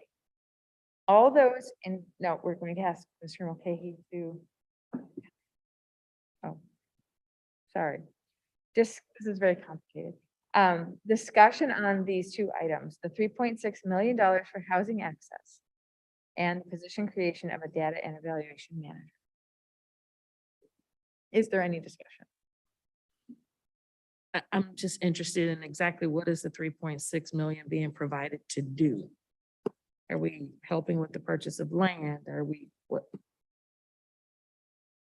Thank you. Which staff member would like to speak to that? Chair, I think Elise Asbury Payne is joined through Zoom. Elise, would you be able to join and speak to this? You've been working on that portion of the ARPA project. Am I visible? Yes, you are, and we can hear you. Okay, so this 3.6 million investment will go to the development for 220 North Park, specifically for the affordable housing section of the project. So the 23 units for construction costs, for build out. The acquisition is being handled through City of Ypsilanti. They're a partner in the project. But our investment in that way, or the board's determination of the investment in that way, is strictly for the affordable housing component and goes directly into that side of the project. So Mrs. Asbury Payne, our contribution will be monitored by whom in the county? Is that your office that will? So as standard with these kinds of construction projects, will be monitored through administration, Office of Community and Economic Development, and Corporation Council. Okay, thank you. Administrator Dill. And ultimately, the administrator will be held accountable for the allocation. Commissioner Scott. Are those construction costs and the construction that's gonna happen then going to be subject to our responsible contractor policy? Yes. Okay, thank you. Thank you. Any other discussion? Commissioner Hodge. Thank you, Chair. I want to thank Elise for the work on this. We know from the surveys that we do and public engagement that addressing the affordable housing crisis is across the county the thing that people are most concerned about. And I'm grateful for the Ann Arbor Community Foundation's partnership in this, and I hope this leads to even more partnership in the future. One of the things that's great about this program is that it's going to lead to people being able to build wealth and acquiring a home long-term. So this is different than it's not just rental properties. I mean, this is something that's going to lead to home ownership, and that's huge. That's something that we're really trying to move forward here. So I'm glad that we're able to move on this tonight. And thank you again, Elise, for everything that you've done to get us to this point. Thank you. Any other discussion on this? Okay, we are now ready to vote on whether to allocate the $3.6 million for housing access. Mr. Mulcahy, will you please call the roll? Commissioner Jefferson, No. Commissioner Labar, Yes. Commissioner Machieski, Yes. Commissioner Morgan, Yes. Commissioner Sanders, Yes. Commissioner Scott, Yes. Commissioner Schenk, Yes. Commissioner Beaman, Yes. Commissioner Hodge. Yes. Item passed. Thank you. Now we are going to vote on the position creation of a data and evaluation manager. Mr. Mulcahy, will you please call the roll? Commissioner LeBar, Yes. Commissioner Machieski, Yes. Commissioner Morgan, Commissioner Sanders, Yes. Commissioner Scott, Yes. Commissioner Schenk, Yes. Commissioner Beaman, Yes. Commissioner Hodge, Yes. Commissioner Jefferson. Yes. Item passed. Thank you. Now Commissioner I'm sorry, Commissioner Scott, if you could be so kind as to move the rest of the motions. Am I moving to adjourn that? Oh, Am I moving to adjourn that to a time certain? We did. Huh? We did We did? to the next regular So meeting. now I'm on to the next part of the agenda. We're on to single reading. All right, here I go. thank you very much. Thanks, everyone. So we are on 9(2)A, a resolution accepting the Michigan Public Health Institute Health Equity Backbone Grant in the amount of $500,000. 9(2)B, a resolution authorizing the signature of the chair of the board on the 2022-23 State Child Care Fund Budget Summary from Form 2091 to the state of Michigan, et cetera, et cetera. 9(2)C, a resolution adopting the brownfield plan for 303 North Fifth Avenue and 312-314 Detroit Street, Ann Arbor, Michigan, from the Office of Community and Economic Development. 9(2)D, a resolution authorizing the grant application to the cities for financial empowerment fund and to provide matching funds to establish a Washtenaw County Financial Empowerment Center from the Office of Community and Economic Development. 9(2)F, a resolution authorization of the Weatherization Assistance Program grant from the Michigan Department of Health and Human Services to the Office of Community and Economic Development. 9(2)G, a resolution authorizing the above midpoint hire of Maria Militzer as Data and Evaluation Manager from Administration. 9(2)H, a resolution authorizing the above midpoint hire of Abigail Seeker, I'm sorry if I pronounced your name wrong, Abigail, as a Data and Evaluation Manager from Administration. 9(2)I, a resolution to allocate $500,000 of the county's general fund balance to the Barrier Busters Unmet Needs Fund for use by 2024. A resolution authorizing the county administrator's signature on a corporation agreement with the city of Chelsea for fiscal year 23-24 and approving the city of Chelsea's request to join the Washtenaw Urban County from the Office of Community and Economic Development. 9(2)K, a resolution urging state elected officials to fund the governor's Brownfield Bridge Fund from the Office of Community and Economic Development. 9(2)L, a resolution authorizing an exemption to the county's living wage ordinance for certain community mental health service providers from administration. 9(2)M, a resolution to amend the Emergency Telephone District Board and Homeland Security Task Force, establishing resolutions from the sheriff. 9(2)N, a resolution to oppose Michigan Senate Bills 429, 430, and 431, which would strip local township authority and oversight of sand and gravel mining operations. 9(2)O, did we pass that or just talk about it? We just talked about it. 9(2)O, a proclamation of recognition for Mary Kerr's service to Washtenaw County and to congratulate her upon her retirement. 9(2)P, a resolution supporting the passage of the Creating a Respectful and Open World for Natural Hair, the Crown Act of 2019. 9(2)Q, a resolution supporting the passage of drug policy reform, the DPR Act of 2021, and 3A, approval of claims. What did I miss? You did a great job, but item E is tucked in there. I think we missed that one. Did I miss E? You went D to F. I did. Oh, it is. It's tucked in. It was, okay. And let me go back and just say 9(2)E, a resolution authorizing the grant application to the Michigan State Housing Development Authority, Housing Opportunities Promoting Energy Efficient Grant for up to $500,000 from the Office of Community and Economic Development. Is that a support? Okay, thank you.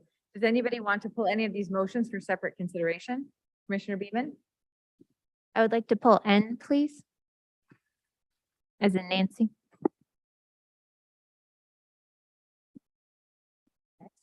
Any others? I'd like to pull I. Okay.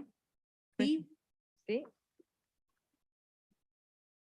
Any others? There's something I wanted to pull.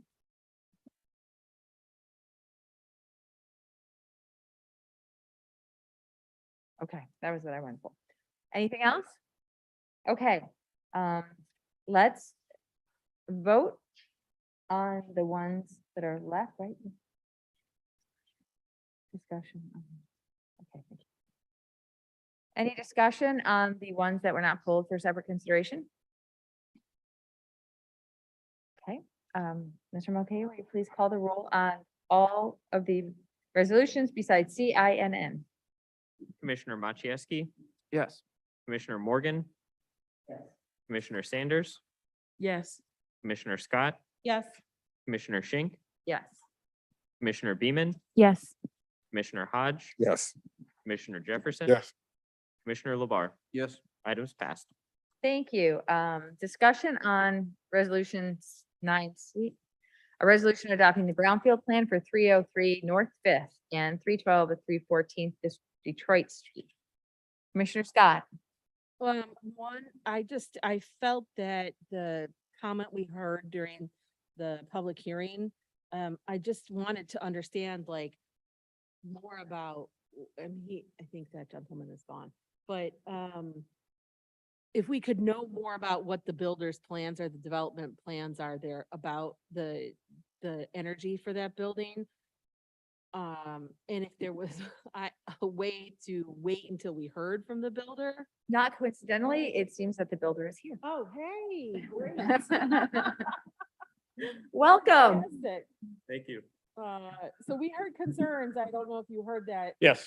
During the public comment about that. And so I'd like to know more about your plans there. Yeah, so first of all, I'm Greg Kopp with MAVD. We're a local property owner and developer.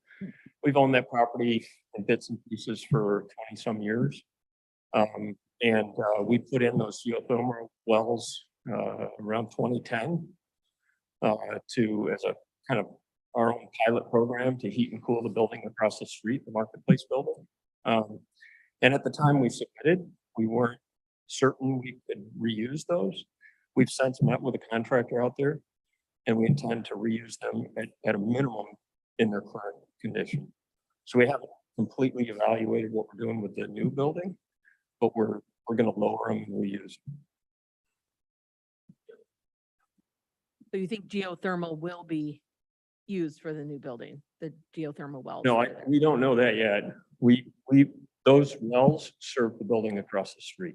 Do you have a plan for complying with the A20 and to that commenter's, I think, well-spoken concerns about energy in that building if you can't use those geothermal wells for that building?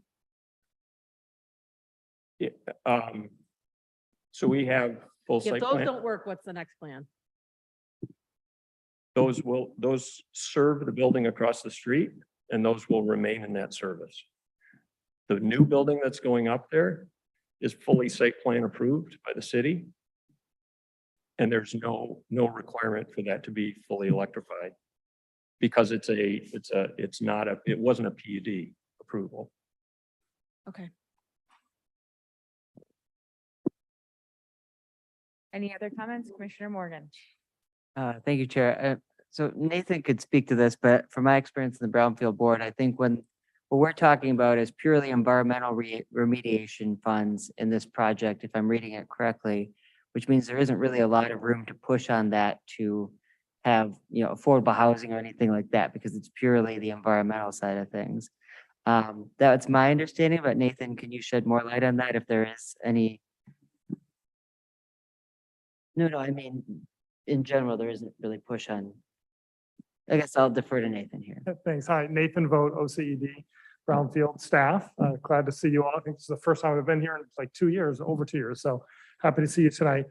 Yeah, so Exactly. Our role in operating a regional brownfield authority is to enact and implement Act 381. And that's really sort of narrowly construed as sort of the tax increment capture. And we've waded into some of these other areas. You know, we're obviously concerned about how these buildings perform and what other community benefits they achieve. But that's always the local unit. Usually the local units, they're the ones approving the land use aspects of the project. So like I said, we've discussed these before at this level, and it's all important, but our role is ministerial to a great extent. We handle the tax capture, we reimburse for these eligible brownfield costs, et cetera. And that's generally what our purview has been. Thanks, Nathan. I mean, so that's, I just should say, it's not that they can't do more, it's just that there isn't a legal requirement. So it's not to say we can't ask for some of these things, but I've looked very carefully at the brownfield kind of authority over the years to see where there's deference to the local unit versus where there's deference here. With that in mind, I do think it'd be great if that building could be as environmentally sustainable as possible or electric. But I, just as one commissioner, would not feel comfortable voting no on this because there's uncertainty in that area. So I guess I would be supporting this this brownfield despite those concerns. Thanks, Chair. Thank you. Any other, Commissioner Scott? I just want to note that I think that remediating things as a brownfield is a good thing.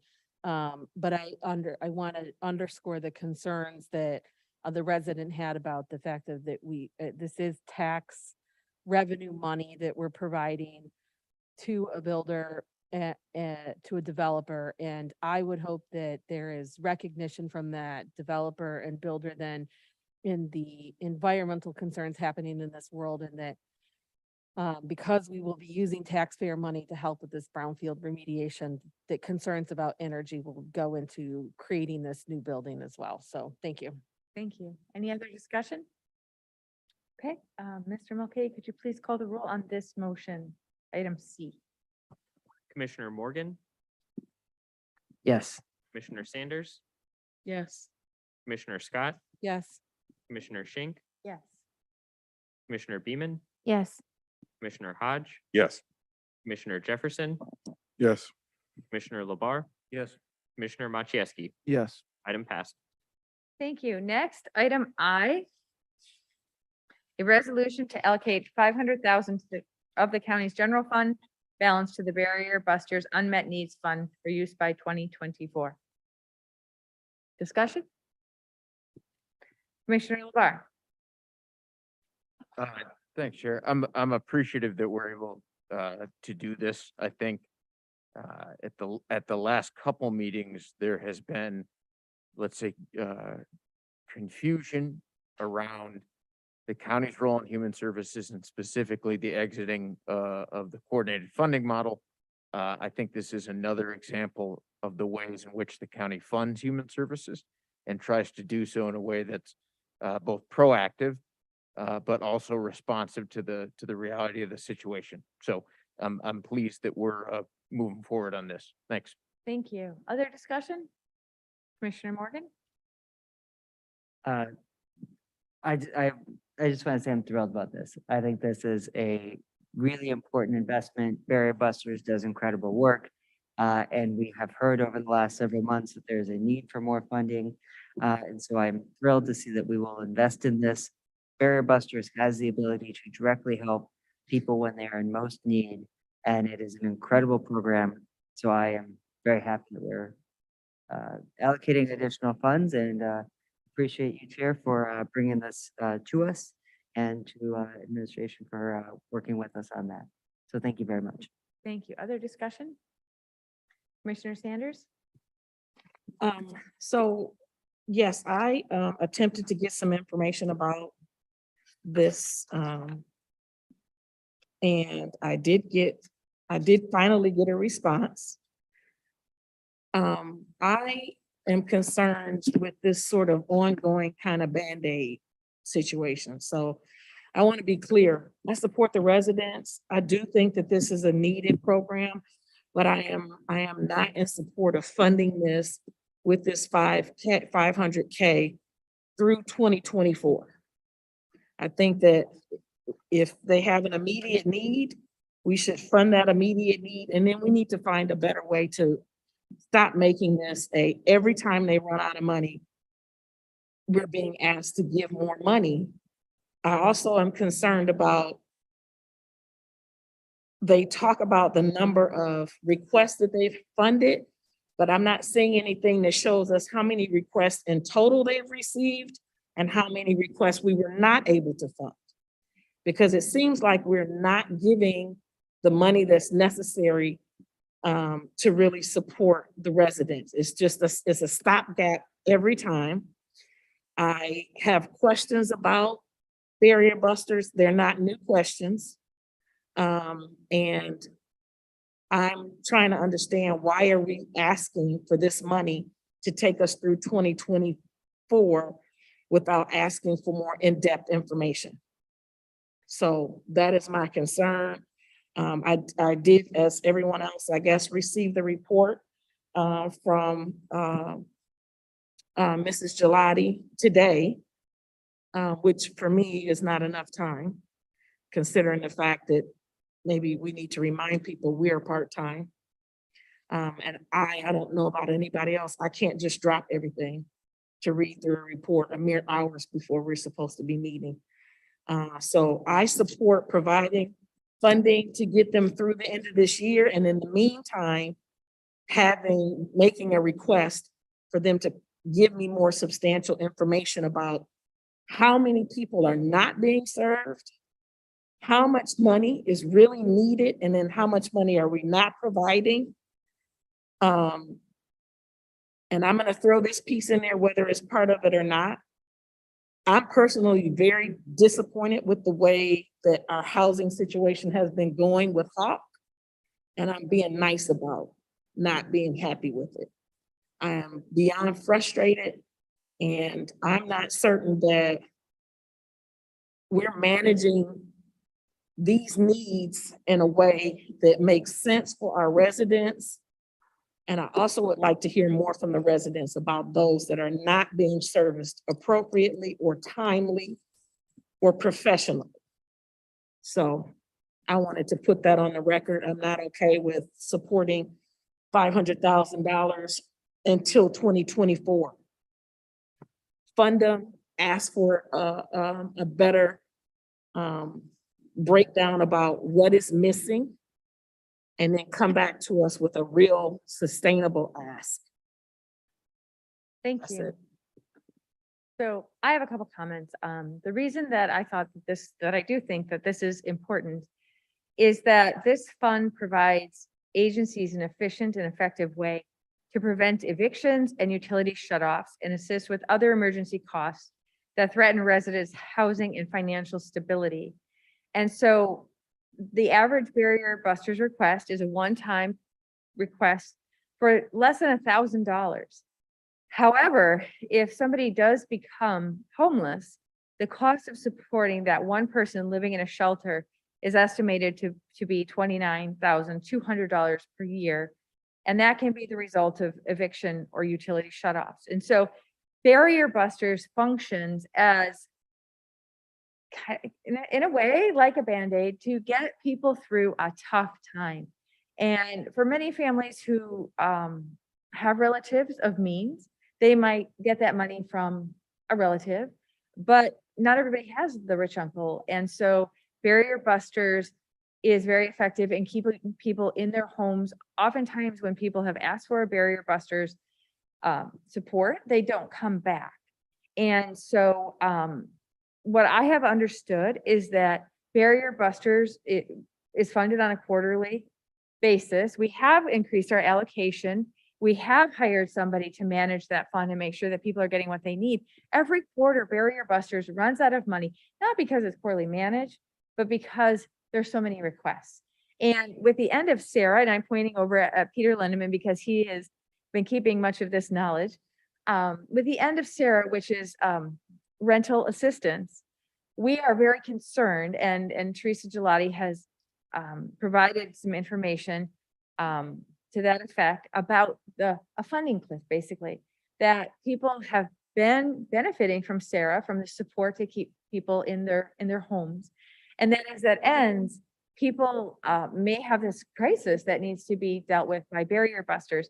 And so this funding, which goes through 2024, is meant to ease the county out of that funding cliff and stop having barrier busters run out of money every quarter. Because what I've noticed is that we don't move quickly enough to address that funding gap. And so each quarter, there's a few weeks where residents don't have access to the barrier busters fund.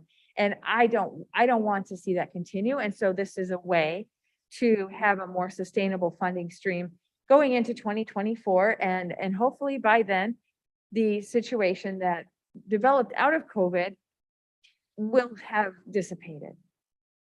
Commissioner Sanders? So I asked for some backup information. And what I got was information on barrier busters from 2021. It appears that there are roughly 7 municipalities that are listed as having residents who are in receipt of this support. And one of the municipalities that essentially is using 37% of this funding pays 0. And they have been officially asked to put money into this twice, and they are not doing that. And that same municipality has the funding to pay for license plate readers, but they don't want to support their own residents who are in emergent need.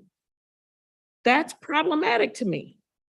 I'm not saying that we're not going to support those residents, but what I am saying is we've got to look at a different model. Maybe we need to look at providing a set amount of money, and then when that's gone, we go back to those municipalities and say, this is going to be half and half. Sort of like the road commission works. If you want your roads paved and they're not primary, then you've got to pay half of it. But I don't like the way this system is set up. And I think that it needs to be fixed. I am okay with funding them, but I'm not okay with funding them through 2024 because we know from the data that's not going to be enough either. They're going to run out. So we've got to look at a better way to take care of this so that the residents aren't falling in between the cracks. I don't know. I mean, my understanding about Sarah is, at some point we were having people call Hawk. Hawk hasn't, I put in a call to Hawk a month ago. I'm still waiting for somebody to call me back. So if I'm putting in a call and other residents are putting in a call and they don't know who to go to advocate because you're in a crisis, something has to be fixed here. So I'm going to bring my voice down and just say that something needs to be fixed. I did join the listening session. I know this is sort of separate for Hawk. Not happy with that session. We've got to do something better. And I wish without interfering with residents' privacy, when we talk about a listening session, I'd like a listening session held for the residents that have ever had to use barrier busters, have called them and not been serviced. I'd like to hear from them. I want to know what their experience was to help us shape how to make a better process. Okay, I'm done. Thank you. Any other comments? Commissioner Morgan? Commissioner LeVar? I guess I just want to express my continued strong support for this funding. I think it is helpful for me in the memo to see that this funding will allow for longer term planning to ensure adequate funding moving forward, that there is an intention to ask some of these municipalities that have higher usage rates to contribute. Candidly, I'm not holding out hope that some will, but I would rather us serve residents anyway, even if other units of government are not stepping up to do it, because I think that's an obligation that we hold as the entity of government that generally provides a social safety net for our community. Don't get me wrong, I have frustrations with some things, but I think that we are the the backstop for this. We are the backstop for the residents who are in need. It does sound like some great suggestions have been raised about better understanding exactly how Barrier Busters works, how folks are impacted. I know this memo also talks about follow-up surveys being reinstituted. Now that we'll have a staff person, we can dig in a bit more in the details. I would like to do that to better understand it and to evaluate this program to continue to see where it could work better. And I do think long-term sustainable funding would be a great thing at some point. But that does not, the want of that, I don't think is enough to convince me that we shouldn't do this, because there is a huge immediate need. There is a cliff because of the federal and state programs ending that were in place through the pandemic. These incredible programs were in place to help people stay in their home and afford a lot of these things that just aren't there anymore. They're going away. And I think there is going to be a greater reliance on this fund. I do think I would like to see the fund continue to run down to almost zero each quarter, though, because that is the goal, is to have the money in this fund, to spend it, getting it in the hands of residents who are in need. Be great if we didn't hit zero, because that usually means somebody's being turned away, but it should be spent somewhere down close to zero, because that means we're using the money as quickly as we can to help folks. So I understand the concerns, I hear them, but I don't know that I would say they are enough to say that we shouldn't do this. I would see this as a, let's do this and look at what other things we can do longer term, or to make sure the program is as effective as we'd want it to be. So that would be my hope. Thank you, Chair. Thank you. Commissioner Labar has had his hands raised. Thanks, Chair. I'd echo some of what Commissioner Morgan said there. I do want to say I'll be supporting it, and I hope we support it tonight. I think every word Commissioner Sanders has laid out has some merit to it that we should look at. I don't know the right long-term answer there, but I would like to find it. I also just want to publicly appreciate Commissioner Sanders' ability to directly share what is on her mind and do it succinctly and usefully. It's not a skill set I always have access to. It is appreciated. And I say that with all sincerity. So I hope we'll do both tonight, support this and take up some of the issues that Commissioner Sanders laid out. Thank you, Chair. Thank you, Commissioner Scott. Thank you, Chair. I think that we have to take up the issues that Commissioner Sanders brought up. I think it is clear that the need is there, but we have to take up these issues because it's time to buckle up. This is only gonna get worse. We are watching inflation implode, and we are going to see so many more people with need.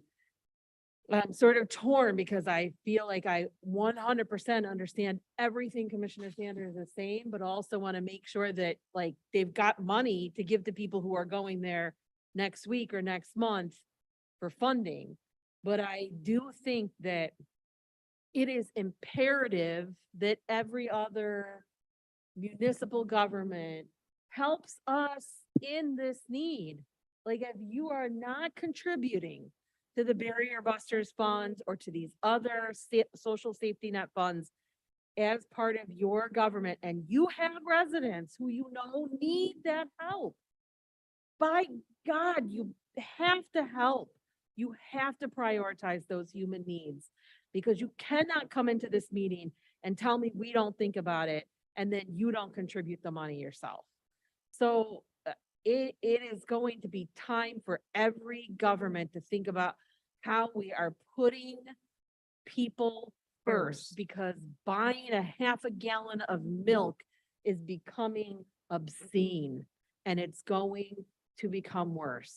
So I think we need to fund the Barrier Busters, and then we better think about what we're doing to try to help people as the years go forward and make these programs work, and call every government official to task, from our local government to our federal government, about what they're doing to contribute to help people through what's going to be a very lean few months, hopefully not much longer, maybe years, who knows, but it's time. And we better think about those very questions you raised. Thank you.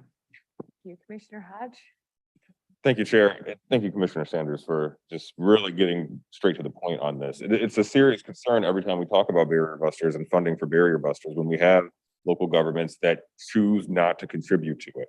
And you point out Ypsilanti Township as the one that is not contributing anything, yet they're the largest user of barrier buster services, and then are putting priority on other things like license plate readers. It continues to be extremely frustrating, especially when we hear from elected officials that say that they want to partner with the county on things, and then we continue to not see partnership.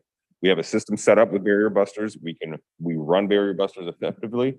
If people want to contribute more funding to it, let's do that. Every time we have this conversation, we figure out what can we do to make barrier busters run more effectively. I like what you talked about with this idea where we have a matching system. Maybe the county can put in a certain amount of funding, and then after that, we need to get local governments to match with it. Pittsfield Township, for example, if I understand correctly, they contribute to barrier busters, but then they earmark the funds that they contribute just for Pittsfield Township residents. That's something that we could do. That could be a model that we use across all the other cities and townships if they want to make use of barrier buster services. But not having effective partnership and not getting any sort of resources from the other government that's responsible for serving our shared residents is not going to continue to work for us. So I certainly understand your concerns. And I think we have talked about this enough times. We now need to come up with a solution. So, you know, as we did with the human services, we funded them through December. I don't understand why we can't do the same for barrier busters. These line item breakouts show that we could fund $250,000 and that would get them through December. And that gives that department time to come back and work with us or figure out what's going on. Now, let me say, and I've said this before, I know what it's like to have to go to an agency and ask for my gas bill to be paid. And I want to be clear because it's been misrepresented. I didn't say I don't support funding it. I said I don't support funding it through 2024. Let's be clear and let's keep that on the record. Now, Ypsi Township is a whole nother thing, but you know what? If they were to say that we're going to take some of the proceeds from reading people's license plates and giving them tickets and funnel some of that money back into helping their residents, I'd be all for it. But if they're doing something like that and they still don't want to support their residents, yeah, so this is likely to pass anyway, whether or not my vote is a yes or a no. But I'm saying, why do we have to fund this through 2024? Give them enough money to get them through to December, no different than we did for the Human Services Organization. And we've got time to figure something else out or fix the system because it's not working. And I've been told that the answer is that everybody that called to Hawk has got a return call. That's not true. I'm still waiting on a call back. Still waiting on a call back. So I would just be sitting on a corner somewhere, homeless, without a call back.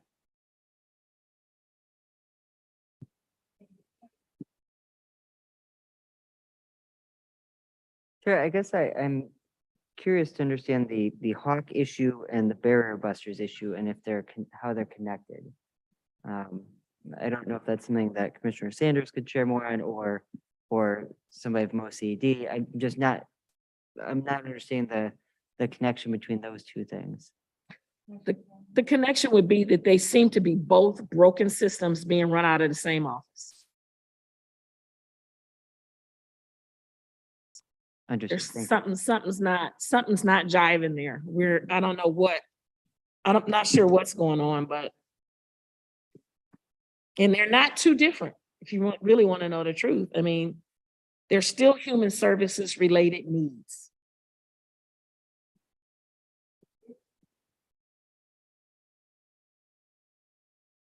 I'm not sure if she's on the call. She wasn't asked to be here. I guess I looked to Andrew and. Yeah, I think the question was, is Teresa available on the Zoom call? Teresa is there. I think she's coming up right now. Good evening, Teresa. I am wondering, could you explain to us the difference in the administration of Hawk versus the administration of barrier busters and whether they function separately or whether they function in unison together? Yes, good evening. So I'll start with Hawk. So Hawk is a division of Salvation Army, and they have been functioning as the coordinated entry within the homelessness system of care. That's all done through an entity called the Continuum of Care, which is a body of folks engaged within the homelessness system, homelessness providers, public housing developers. OCD has been the staffing component for the Continuum of Care. So it's a little bit more of a complicated system overall, but Hawk is actually part of Salvation Army, so a separate nonprofit entity. They received some MSHDA funds to serve as the coordinated entry point, and the COC board is sort of the governing body over that system. So, you know, as we've talked and I've given a number of updates to the commissioners over the past few months, as there's been ongoing challenges with Hawk, we've actually taken the steps to disengage with them as the coordinated entry point, and we're actually working to shift to a new provider. So it's been a kind of a challenging time for the system, sort of adjusting to this, but it's in some cases, you know, I think the Hawk staff has been good, but to some extent, the culture that has been at Salvation Army has made it challenging related to hiring, related to sort of being responsive and in particular, having the sense of urgency that we need with the coordinated entry point. So this is a significant shift to looking for a different provider to serve in that capacity. So that is specific to taking intake for individuals experiencing homelessness. And then there's assessments that are done. There are, as well as referrals to shelters, there's a sort of a number of steps that coordinated entry point serves within that capacity. So I'll set that aside for a second and I'll switch to barrier busters. So we've talked about barrier busters before. That is a network of more than 100 nonprofits and community groups and different organizations. Within the network, they have monthly trainings on a variety of topics. There's also a listserv where they share information. And then there are individuals within each of those agencies, often case managers or social workers that are trained as barrier busters that then have access to the Barrier Busters Unmet Needs Fund. And that's what we talk about a lot.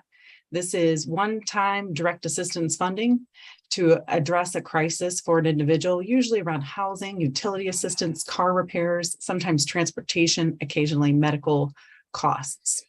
They're all within the sort of issues that in addressing them are trying to prevent a cascading issue. For example, that car repair, if you're fixing the car, that person can get to work, can get their income, can maintain their housing.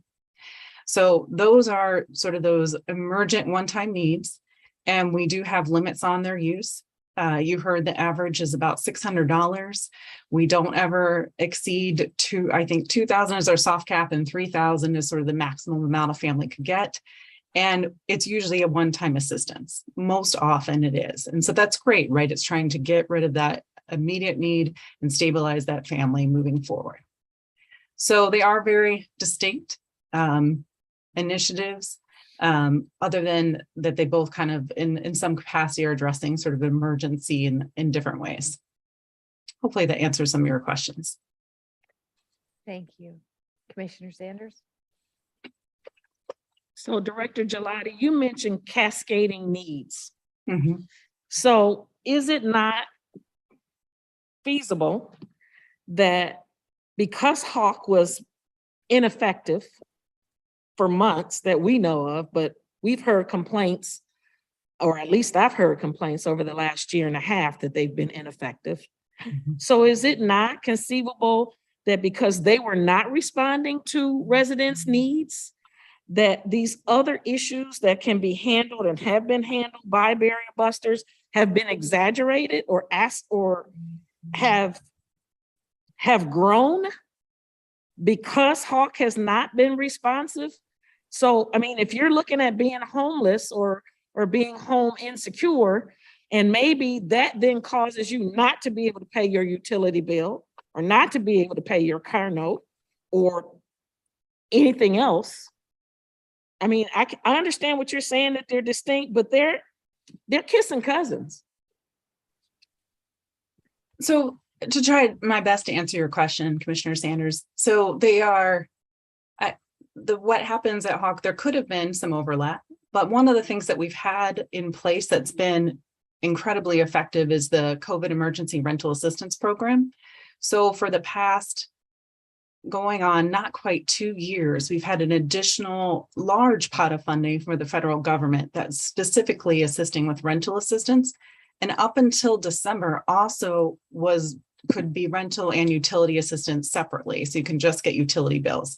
So one of the things that we actually saw and why there was such a big utilization in the Barrier Busters Fund in the first 2 quarters of this particular year, 2022, was a change within the SARA program that actually said, you can't just get utility assistance. You can only get utility assistance if you get rental assistance. So what we saw was an incredible increase in the requests for utility assistance in both months 1 and months 2. And that was part of the reason why those funds were spent so quickly.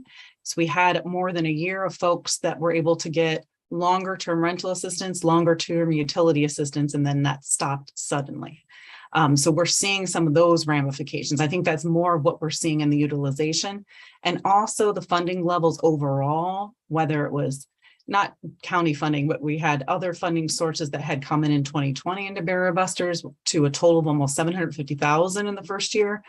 In the second year of the pandemic, 2021, we had about 500,000 overall. And in 2023, it's closer to about 300,000. So we're having people that are still being impacted by the pandemic, still having these needs, seeing these benefits end. And so they're not, we don't have as much funding to match that need. I know earlier you had asked about, is there anything that tracks the requests? One of the things that we don't actually continue to receive the request. Once the funding's run out, we contact the Barrier Busters network and let them know that if we're out of funding for that given quarter. So we stop taking those requests because we don't have the staffing capacity to track that. So that's why we don't have those numbers available. So, okay. So, but that does not mean though, that you cannot ask those agencies to provide you with a report of those people that have not been serviced. Correct? That's They not could like a potentially time estimate it, intensive. but we would not have an exact count. Okay. Yeah, And then Commissioner what? Sanders, I'm going to ask Administrator Dill. He wants to make some clarifying comments.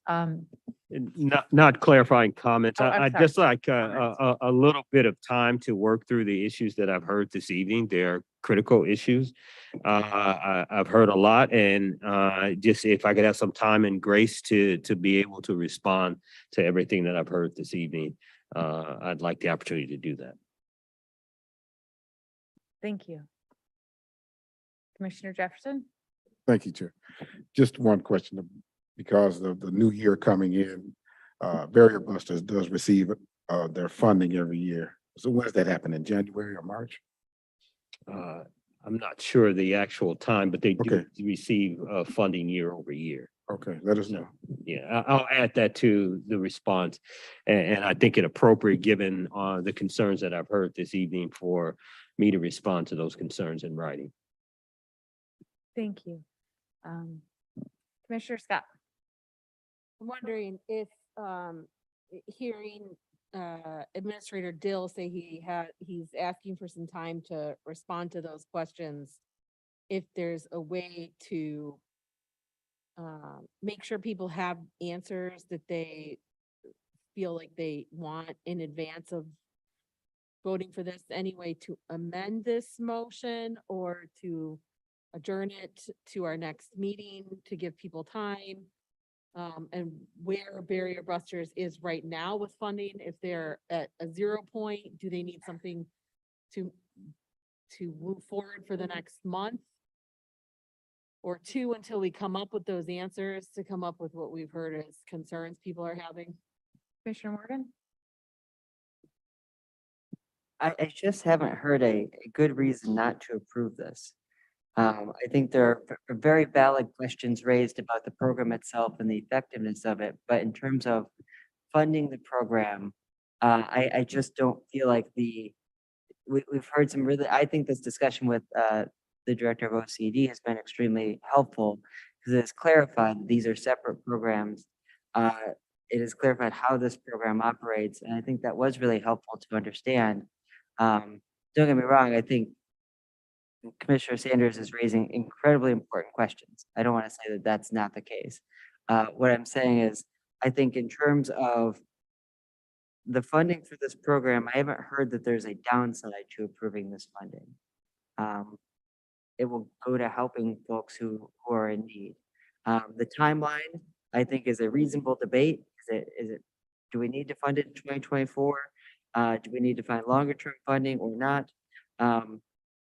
I think that's a reasonable thing to debate. I would argue 2024 sounds good to me because it is enough time to hopefully work through some of the ongoing effects of the pandemic, while also acknowledging that we don't have structural funding available right now that we can easily dedicate to this.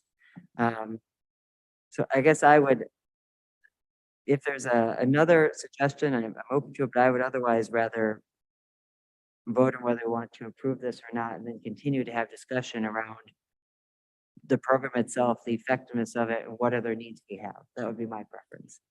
Thank you, Chair. Commissioner Sanders. I'm proposing that we amend this and provide the funding that they need until the end of the year. I'm gonna be civil when I say this. But we are looking to fund something that extends into 2024. And with all due respect, at least 2 of the commissioners that are supporting this will not be on the board. You'll be done in December. So you're proposing to fund something that you're not gonna be here to have to live through or with. So I am proposing that we amend this, provide the funding that they need until December and until Executive Deal can get back with us with more information. Other. Do we know what that amount is that we have It's listed as 125,000. It will take us from July until October or July until September, I think, and then another 100. So it would be $250,000 to get them through until December. Can I just clarify, it's 250,000 to get them through December of this year, but they want the proposal is, I'm not saying they want it, whatever. The proposal is $500,000 to go through 2024. So we're gonna go through the end of 2022, which is 5 months away with 250, and then we're gonna think that 250,000 is gonna sustain them for the next 12 months altogether. Seems like we might be looking at barrier busters, maybe even needing more money than this. So if you're making a formal amendment to say 250,000 to the end of December, so we can figure out if they need more money and we need more money from some of our community partners, I'm amenable to that, an amendment like that. Discussion on that motion, on the amendment? Commissioner Morgan? I am opposed to this amendment because the argument I'm hearing is let's not provide this funding in case we need more funding. If we need more funding down the road, we could certainly do that. And I would of course support it because I think this is a phenomenal program that directly benefits so many people in need. So I'm opposed to this amendment, but I do understand where it's coming from and the sincere intentions behind it. I really do understand that and appreciate it, but I feel like every time we talk about barrier busters, there's some reason to say no, and I'm saying yes, and I would like to say yes to this specific proposal. Thank you, Chair. Thank you. Commissioner Jefferson? Thank you, Chair. As the barrier buster conversation goes, I brought this to the attention to the board. Then there was 75,000 suggested to be given to barrier busters by Commissioner Morgan, and we passed that. we're kicking the can. It needs to be a full, all-out analysis because we, as a board, as a county commission, has never, until the 75,000, added any additional funding to barrier busters because it comes from the federal government. That's where they continue to run out. So we need to maybe find a way to advocate at the federal government level to get more funding placed into it also. But this piecemeal of this county budget needs to be looked at if we want to make this structural, and in order to help these residents who are in need, desperate need of assistance for a one-time critical issue in their lives. So it's been an interesting conversation, but it needs to have a full analysis because we all seem to want to help some kind of way. That means we want to find a structural way to do this. I don't see any other way. So I just wanted to say that I do accept the amendment also because there is a allotment coming from the federal government in the next year. At that time, a decision can be made. There should be more added. Thank you. Commissioner LeVar? Thanks, Chair. I do think we're all sort of voicing different opinions on how to tackle some of the same challenges. I won't support the amendment as it's offered right now. What I would be supportive of is something that splits the difference in funds through 2023. That would give us an additional 12 months to look at rolling this into structural funding in the quadrennial budget. That motion hasn't been made because this one is on the table. So if I vote no, my intent then would be to have that other timeline as an option. Thanks, Chair. Thank you, Commissioner Morgan and then Hodge. Actually, I think Commissioner Hodge, because he hasn't spoken to this, and then Commissioner Morgan. Thank you, Chair. I was just going to say, I agree with Commissioner LeVar. I like this idea of aligning it with the quadrennial budget. That makes a lot of sense, particularly since that at that point, that's when we taper back down to 25,000 per quarter, it looks like. So if we're trying to split the difference, that does seem like an appropriate place to do it. So if that's the way we would go and then the motion fails and then Commissioner LeVar makes that motion, I would probably second it if I'm fast enough. Thank you, Commissioner Hodge. Commissioner Morgan. Thank you, Chair. I guess all I would say is I would see this as a yes and a yes, approve this and more and further investigation into how it's working and whether it's working effectively. Yes to $500,000 and potentially more later on. That would be what I'd be advocating for. I would accept a compromise to get it through 2023. But I feel a bit of frustration that it can't be a yes and let's do this and continue to evaluate and assess and decide whether we need to add more or do something different later on. This just feels like a weird discussion every time we talk about barrier busters. So I'll leave it there. Thank you, Chair. Thank you. I want to make another comment too. I proposed this and this structure it's semi-structural in a way to get us through a longer period of time. For the past several years, I've been concerned that every quarter barrier buster seems to run out of funding. That means that there are families, whether we know how many there are or not, but I'm pretty sure that there are because the funding has run out and it's before the end of the quarter, going without, and those families are at higher risk of becoming homeless.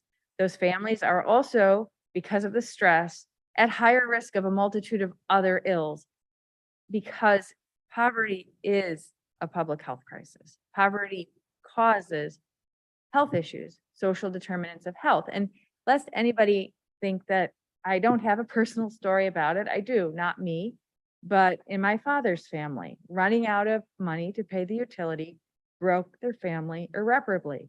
I grew up with the generational impact of a broken, abusive family. So that's not a reason to approve this today. But when I think about barrier busters running out at the end of every quarter, I think about those families and the stress that they're under because they don't have money to pay their utilities. They may not have money to pay for their car repair. They may lose their job. And then, are the children going to school? Are the children being fed? Are the children getting to their therapy? There's so many things that we might be able to prevent by making these small grants, $1,000 at a time, available to the families in our community. And that is why I propose this. I would be willing to split the difference so that's a year. We will have a very difficult to impossible time fully evaluating the Barrier Busters program between now and the end of the year. We also have to figure out structural funding for our new human services partnership before the end of the year. And so I just am, the reason that this went into 2024 was because we move very slowly as a board. And that's because we are a deliberative body. And we also had an incredible amount of need and money coming into the county. And so to say that we're going to create one more deadline by the end of this year, which is only 5 months away, does concern me about whether we will actually reach that. And if we can figure out structural funding for barrier busters in the next budget that increases the need, the only reason barrier busters runs out is because the need is there. This isn't money that's going to other things. So that's why I propose that. I would be willing to give us a bit more time to follow Commissioner LeBar's suggestion to give us a bit more time to figure things out. I also just want to say one last thing is that if we can keep people in their homes, they don't have to call Hawk and they don't have to deal with that, which is still not functioning fully. I think if we have concerns about a specific program, we do need to figure it out. There are a lot of things that don't function as well as I would like. And I know because I have helped residents try to access programs and it's been very difficult. But I do think that this is one that does work better than the most and really helps people. Thank you. Commissioner Maciejewski. Thank you, Madam Chair. I agree with the comments that Commissioner Sanders is making. And to me, this issue is us trying to work through something at the table here. I think that we all want to support, it seems. My concern with limiting it to the end of 22 is that I don't know what information we're going to have to make a decision on 23 in the next couple of months. Written into the analysis for this item is that the department is going to do some surveys of impact 6 months from now. I would hope that we're gonna get a more in-depth analysis than simple surveys. But I'm struggling with how we're going to make a decision about 23 if we just go to 22 right now. Excuse me. So I would be amenable to something that takes us through 23. And it's been pointed out would allow this to maybe come up with a structural solution that's based upon some kind of data and based upon some kind of analysis of what's going on and line it up with the quadrennial process. I think, and I very much sympathize with what Ms. Gelati was saying about not being able to build a wait list. When you have a program that's funded like this, you're almost unable to build a wait list because people become unhoused by the time you get the next set of funding, and there's no point to a wait list at times.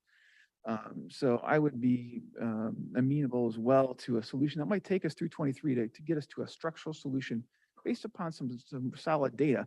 Because at the end of this, I think the amount of money that we're going to be talking about is substantially higher than what's here today. And I would hope that we could build in some of these partnerships that have been mentioned and get some other municipal partners involved here and maybe come up with a solution where we can be here a year from now talking about the next 3 or 4 fiscal years with a solution that we don't have to keep revisiting time and time again. Commissioner Hodge. Thank you, Chair. So yeah, barrier busters always gets us having these long debates about allocating the funds. And one thing I do like that we try to do is come to consensus. We don't have to come to consensus. Right. Like someone can vote no on a thing, or some number of people can vote no and it can pass or it can fail. We've had a couple of no votes today. So I got a question from a parliamentary perspective. Where are we at? Because now this idea has come up that we align it with the quadrennial budget. Are we in a place where somebody could make that as a amendment to the motion, or, because I know we moved this separately. Procedurally, somebody could make a motion to amend the pending amendment. Commissioner LeBar? I would move to amend the pending amendment so that it carries through the schedule listed in the document of 2023 for a net of 400,000, I believe, and I'm going off that math not in front of me, but from my head. Support. And that math's correct. Discussion of this amendment. Chair, procedurally, I think it was Commissioner Sanders. Was it Commissioner Sanders' amendment originally? I think we'd have to see if she were okay with that. You don't have to see if she's okay with it unless she wants to add it as friendly. Sorry, I thought she had made the motion earlier, but I probably am mistaken. Correct.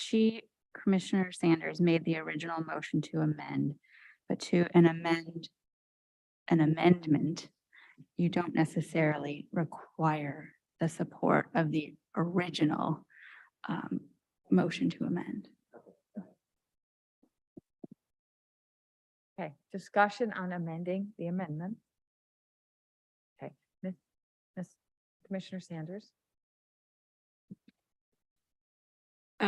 I will support the amended amendment, but I want it on the record that when and if we have to come back to this place again,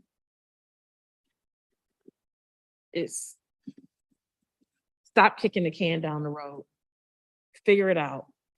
And it says something that if this board as a body has been doing this Band-Aid for, I don't know how long before I got here, how much do we care if we're not doing something sustainable?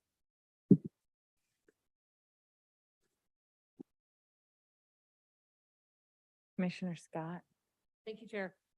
Yeah, Commissioner Sanders, I agree with you, and I think that that's something we talked about with the human services funding, and we talked about like budget tonight and how we come up with structural funding for our human services partnership, because I cannot get Krista Gertie's words out of my head from that meeting where she came and talked to us from Ozone House and how difficult it is for them to have 6 months and 6 months and 6 months. And so when we're thinking about the budget going forward, I want us to think about how we are robustly and structurally funding human services like Barrier Busters, things like Ozone House, and some of these partners we have that are keeping people at the very edges from slipping away.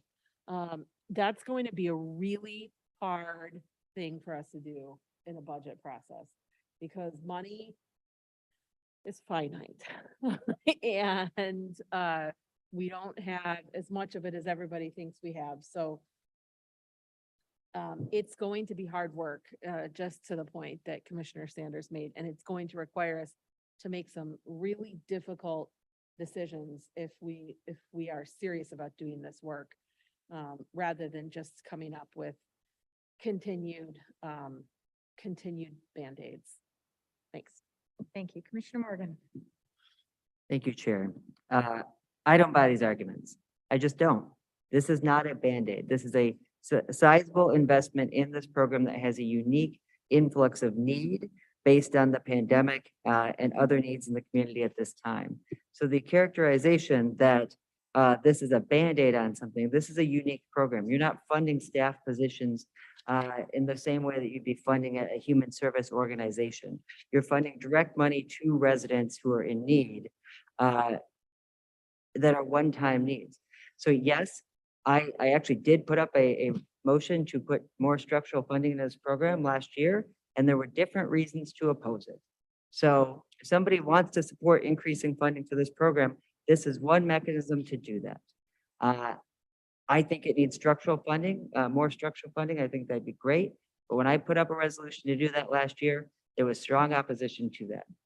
So, I don't know what other ways to say it other than to say that this is a positive, helpful thing that will provide immediate assistance to residents for the next period of time, whatever we end up approving. And I don't see any negatives to that, other than the idea that we can do more in the future, which I fully agree and support.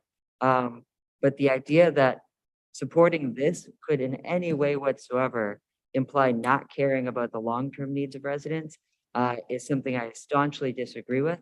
I believe this is a phenomenal proposal that will do great things for residents in need, and I fully support it. But we'll work with folks on a compromise if that is more amicable as a board.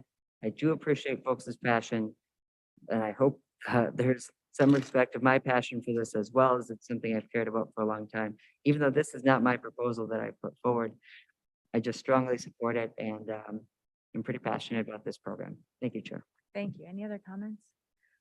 I will just say that if really the board, if we could figure out a structural funding model, or it's not really structural funding model, if we could figure out structural funding for this program that actually meets the needs of the community so that it's not running out every quarter.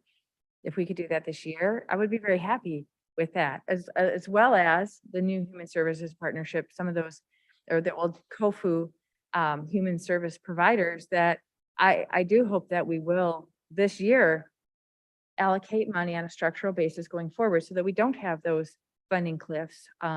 This was my best effort when I worked with Mr. Lindemann on it, who put a lot of effort into it, to kind of ratchet down from the incredible need that was created by COVID, and to give us as a board, whether people will be on it or not, the board is an entity that continues, and we all make long-term decisions that will impact the community after we as individuals are gone. And that's why we make these decisions as a body. So I can support the amendment to the amendment.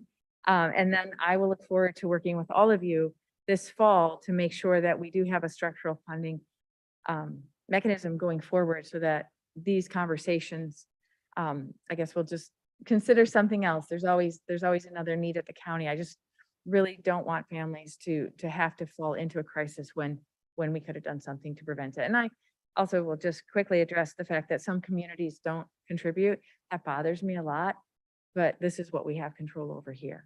And so that's why I support that. So if there is more discussion, we can have it, or we could vote on the amendment to the amendment. Okay, Mr. Mulcahy. Commissioner Sanders, Yes. Commissioner Scott, Yes. Commissioner Schenk, Yes. Commissioner Beaman, Yes. Commissioner Hodge, Yes. Commissioner Jefferson, Yes. Commissioner Labar, Yes. Commissioner Machieski, Yes. Commissioner Morgan. Yes. Amendment passed. Thank you. The next resolution is a resolution to oppose, oh, I'm sorry. Oh, I'm sorry. Okay, now we're going to vote on the amendment to the amendment. We're just, okay. We are So now voting. we're going to vote on whether we're actually going to allocate that money according to the amendment. No, we're not going to. Okay. Not yet. We're still 2 votes deep here. Oh, okay. Thank goodness you're here, Michelle. We have to vote on the amendment, so which was now we are amending the original motion, which was the 500 through 2024. We are amending that to the 400 to the end of 2023. That's what we're voting. Commissioner Lagarde. Quick clerical question, but this vote then would be the final vote on this resolution? Nope, we were 3 votes deep. There's the main motion, the amendment, and then the second amendment. So we're in the middle of all of that right now. Commissioner Hodge. So how did we get, thank you, how did we get to 3N? Because I don't think if the second or the first amendment you're talking about was what Commissioner Sanders said, I don't think that got accepted, like it wasn't friendly, and it didn't get a second. Then Commissioner Labar's came up, and then I seconded that. So how do we get 3N? We Well, what is the second layer, I guess is the question. So we have voted to amend Commissioner Sanders' motion. So that was changing the 250K to December to 400 through the end of 2023. Commissioner Sanders' motion didn't get a second though. It did. Commissioner Scott. Okay. Got it. Okay. Seemed easier. Okay, so it did happen then. Yes. Okay. Yes. Yes, so we technically do need to take a vote on that. Okay, so could you read the motion that we're voting on now? I'm sorry. I think it's gotten pretty confusing and it's late. Sure, we are voting on whether to amend the original motion, which was 500 through the end of 2024, amending it to 400 through the end of 2023. Mr. Mulcahy, could you please call the roll? Commissioner Scott? Commissioner Schenk? Yes. Commissioner Beaman? Yes. Commissioner Hodge? Yes. Commissioner Jefferson? Yes. Commissioner Labar? Yes. Commissioner Machieski? Yes. Commissioner Morgan? Yes. Commissioner Sanders? Yes. Amendment passed. Thank you. Do you have any more votes on this one? Now we're back to the original motion, which would be for 400 through the end of 2023. Commissioner LeVar? Thanks, Chair. I will support the now modified underlying resolution. I would just say very quickly, we have seen tonight another instance of expressed tension between our desire to address things systemically and in sustainable fashion, and at very different levels of acceptable transparency, not because anyone is right or wrong on that, but because we all have different conceptions of that. So as we move forward with this vote, and in the context of human services broadly through the end of the year, I hope we will give each other some level and measure of grace in terms of finding that sweet spot in terms of sustainable funding and transparency we feel like we can trust and depend on. Thanks. Thank you. Anything else? Commissioner Hodge? Thank you. I know we're all probably getting tired of, we want to wrap this one up, but I did want to point out that what we're allocating here is additional funding on top of what we typically already allocate to barrier busters. So for anyone, could someone answer, maybe you know off the top of your head, how much is that now per year with this new amount that we're going to allocate? I think we would need Teresa. I think for me, when Peter and I were talking about this and working on this, it was thinking about the potential for people who would come in after, in a sense, the funds run out right at the end of the month. It's several weeks. And so it starts out at a level at about 125 per month. And then over the course of the years, which would have now been modified, it was getting down to about 25. Needing it. So I'm not sure if we have those numbers handy right now. That's okay. I just wanted to be clear that make it clear to anyone that's watching too, that this is an additional allocation on top of what we already commit to barrier busters. Right. And this doesn't change the additional allocations per quarter that you originally proposed, just it takes out that last year for now. Correct. So it's still the big chunks of the 125,000 per quarter for the remaining quarters of 2022, and then the 50,000 per quarter for next year. Correct. Thank you. Anyone else? Okay, Mr. Mulcahy, would you please call the roll? Commissioner Schenk? Yes. Commissioner Beaman? Yes. Commissioner Hodge? Yes. Commissioner Jefferson? Yes. Commissioner Labar? Yes. Commissioner Machieski? Yes. Commissioner Morgan? Yes. Commissioner Sanders? Yes. Commissioner Scott? Yes. Amended item passed.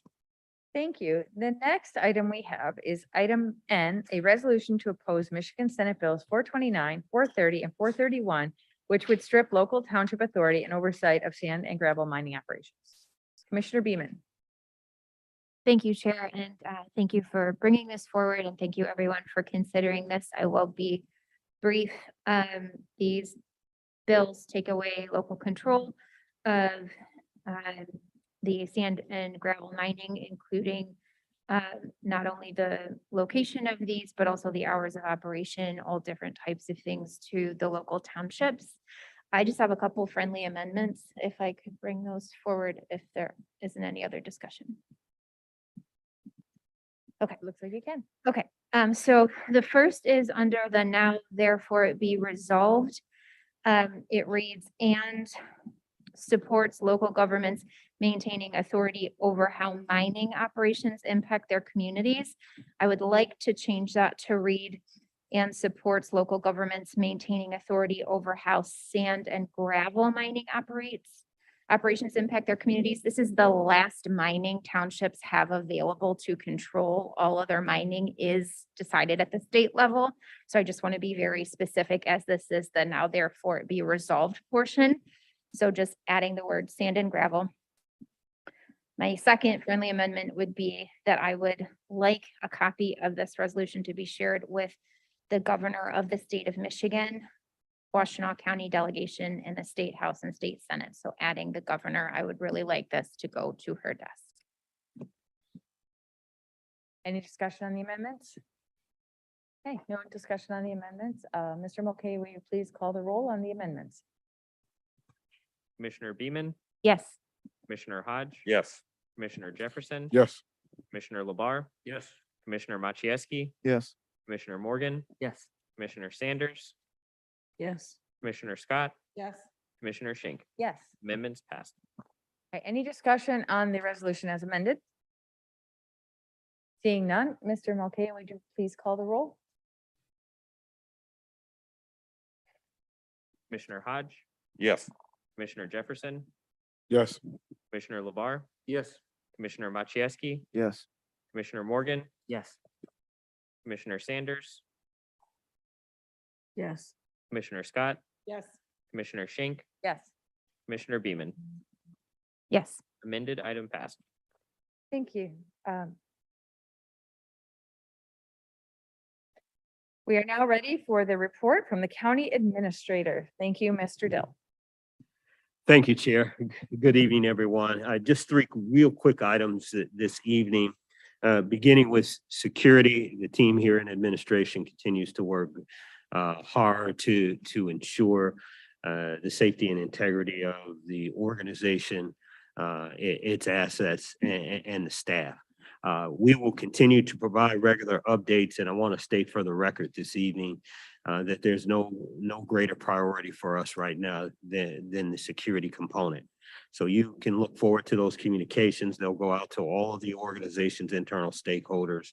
And if you have suggestions for us, please don't hesitate to reach out. Second, as you all are aware, we had a chemical spill yesterday. It was in Wixom, and it will likely make its way to Ann Arbor.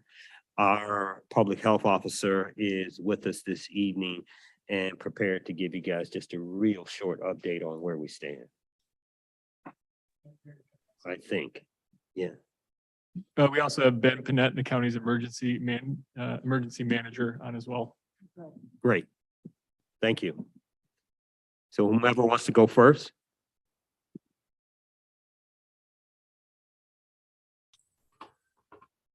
Thanks, Administrator. Can everybody hear me?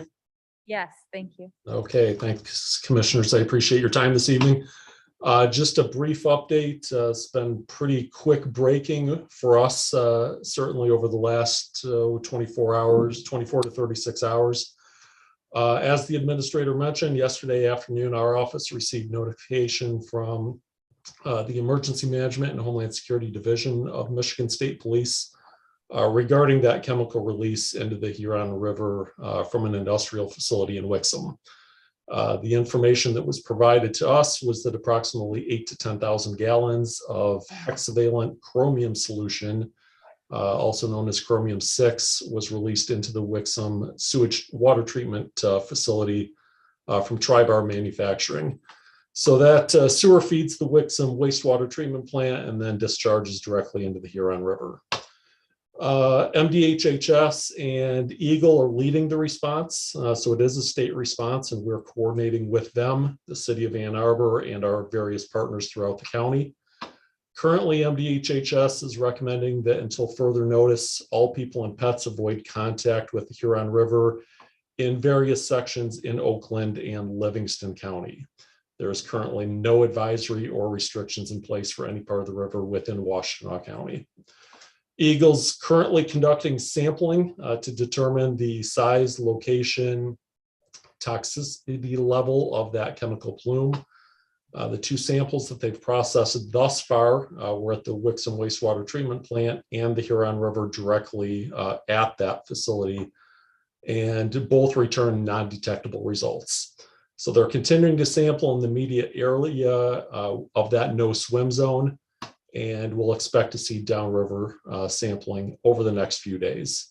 So again, I just want to stress there's no current immediate threat to the river in Washtenaw County. There's no immediate threat to our drinking water. Time to travel modeling currently indicates that it could be anywhere from 2 weeks to 2 months for that chemical to make its way into the or towards the water intake at Barton Pond. We're monitoring the situation. We'll continually participate in the now multiple conference calls every day with our various partners, and we'll stay proactive and coordinate our response and provide updates as necessary. Thank you. Thank you. We will continue to make sure that the board is briefed as the situation progresses. Then lastly for me, I've asked Andrew to give you just a real quick update on the space plan. As you know, this is a priority that you all wanted to see substantial progress on by the end of the year. We continue to work to that end.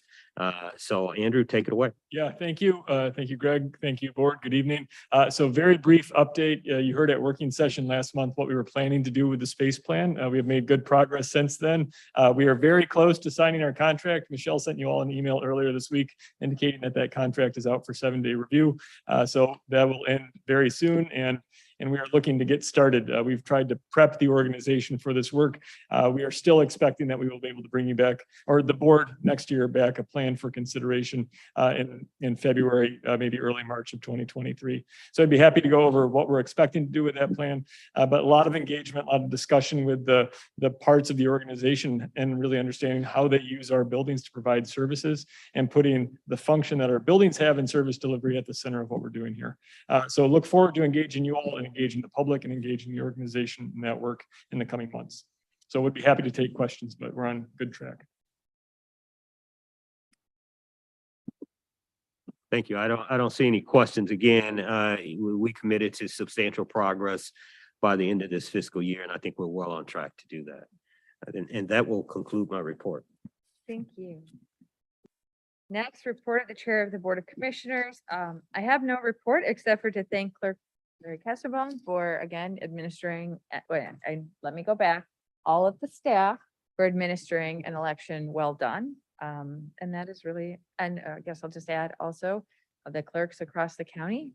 We have, I guess it's not over yet. The Board of Canvassers is still meeting, but there have been, there's been no drama, as is usual in Washtenaw County.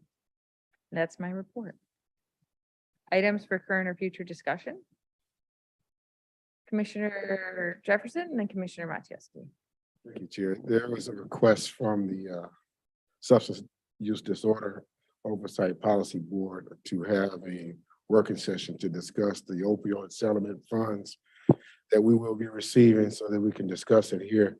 And if there's any interest in what we believe it should be spent on, but there's also providers who would like to be part of that conversation also, being that these dollars would be used to possibly help support them to continue their treatments. Thank you. Commissioner Matieski and then Commissioner Hodge. Thank you, Madam Chair. I would like to revisit the update that we just got about the chromium-6 spill. You know, it's going to be moving down the Huron. It's going to be moving right through my district. Same polluter that is a major contributor to our PFAS problem. You know, and I don't know if this will require a motion or whether we can just work on this, but I would like to see this body consider a resolution encouraging the state to come down as hard as possible on this polluter. This is going to have a significant impact on people that live on the river and on the lakes in Livingston and our county. The recreational opportunities that people will have over the next month or two. And the economic impact of all of that as well. In addition to the cleanup, in addition to the fact that it's moving towards the city of Ann Arbor's water intake. This is an incredibly serious situation. You know, it was mentioned that there is coordination going on, including state, county, and local level officials. And, you know, that's incredibly important in a situation like this, to have everybody from, you know, the water plant operators in Ann Arbor all the way up to Eagle and law enforcement involved on an hourly basis on a situation like this. So, you know, I would like to see us make a statement and an ask of the state to come down as hard as they can on this company. Would like us to work on preparing that for our next meeting. Thank you. Thank you. Anyone else? Oh, Commissioner Hodge, sorry. Thank you, Chair. In response to the question about the opioid settlement funds, we're already planning a working session focused on that. I think, Peter, we're going to have a date narrowed down. It'll be maybe September or October, is I think where we last ended on that. Yeah, I actually got confirmation today that that'll likely be one of the October working sessions. So that's coming up very soon. Perfect. Thank you, Peter. Thank you. Anyone else? Commissioner Morgan? Thanks, Chair. I guess just a question. Do we know do we have more information that can be shared with us? I know, I believe Corporation Council sent us a memo, but I don't know if it was, is that detailed on what's going to happen with the settlement funds? So we are expected to take in approximately $450,000 a year. And it is up to us on how to allocate those funds, as long as they're in the realm of being attached to, you know, the opioid crisis and mitigating our damages and getting resources out to the public. Great, thank you. Thank you. Commissioner Jefferson? How long is that? How many years does that, 450,000 each year? I believe it's for 18 years. 18 years. Yeah, thank you. And could we find the exact date in October? So we'll get prepared for that as soon as you can. You want to say something? Anyone else? Thank you, Commissioner Machieski, for your comments about the dangerous chemical being released into our public waterways in a very large quantity. It's unacceptable that that should happen. It happens far too often in the state. And so I will be happy to support that.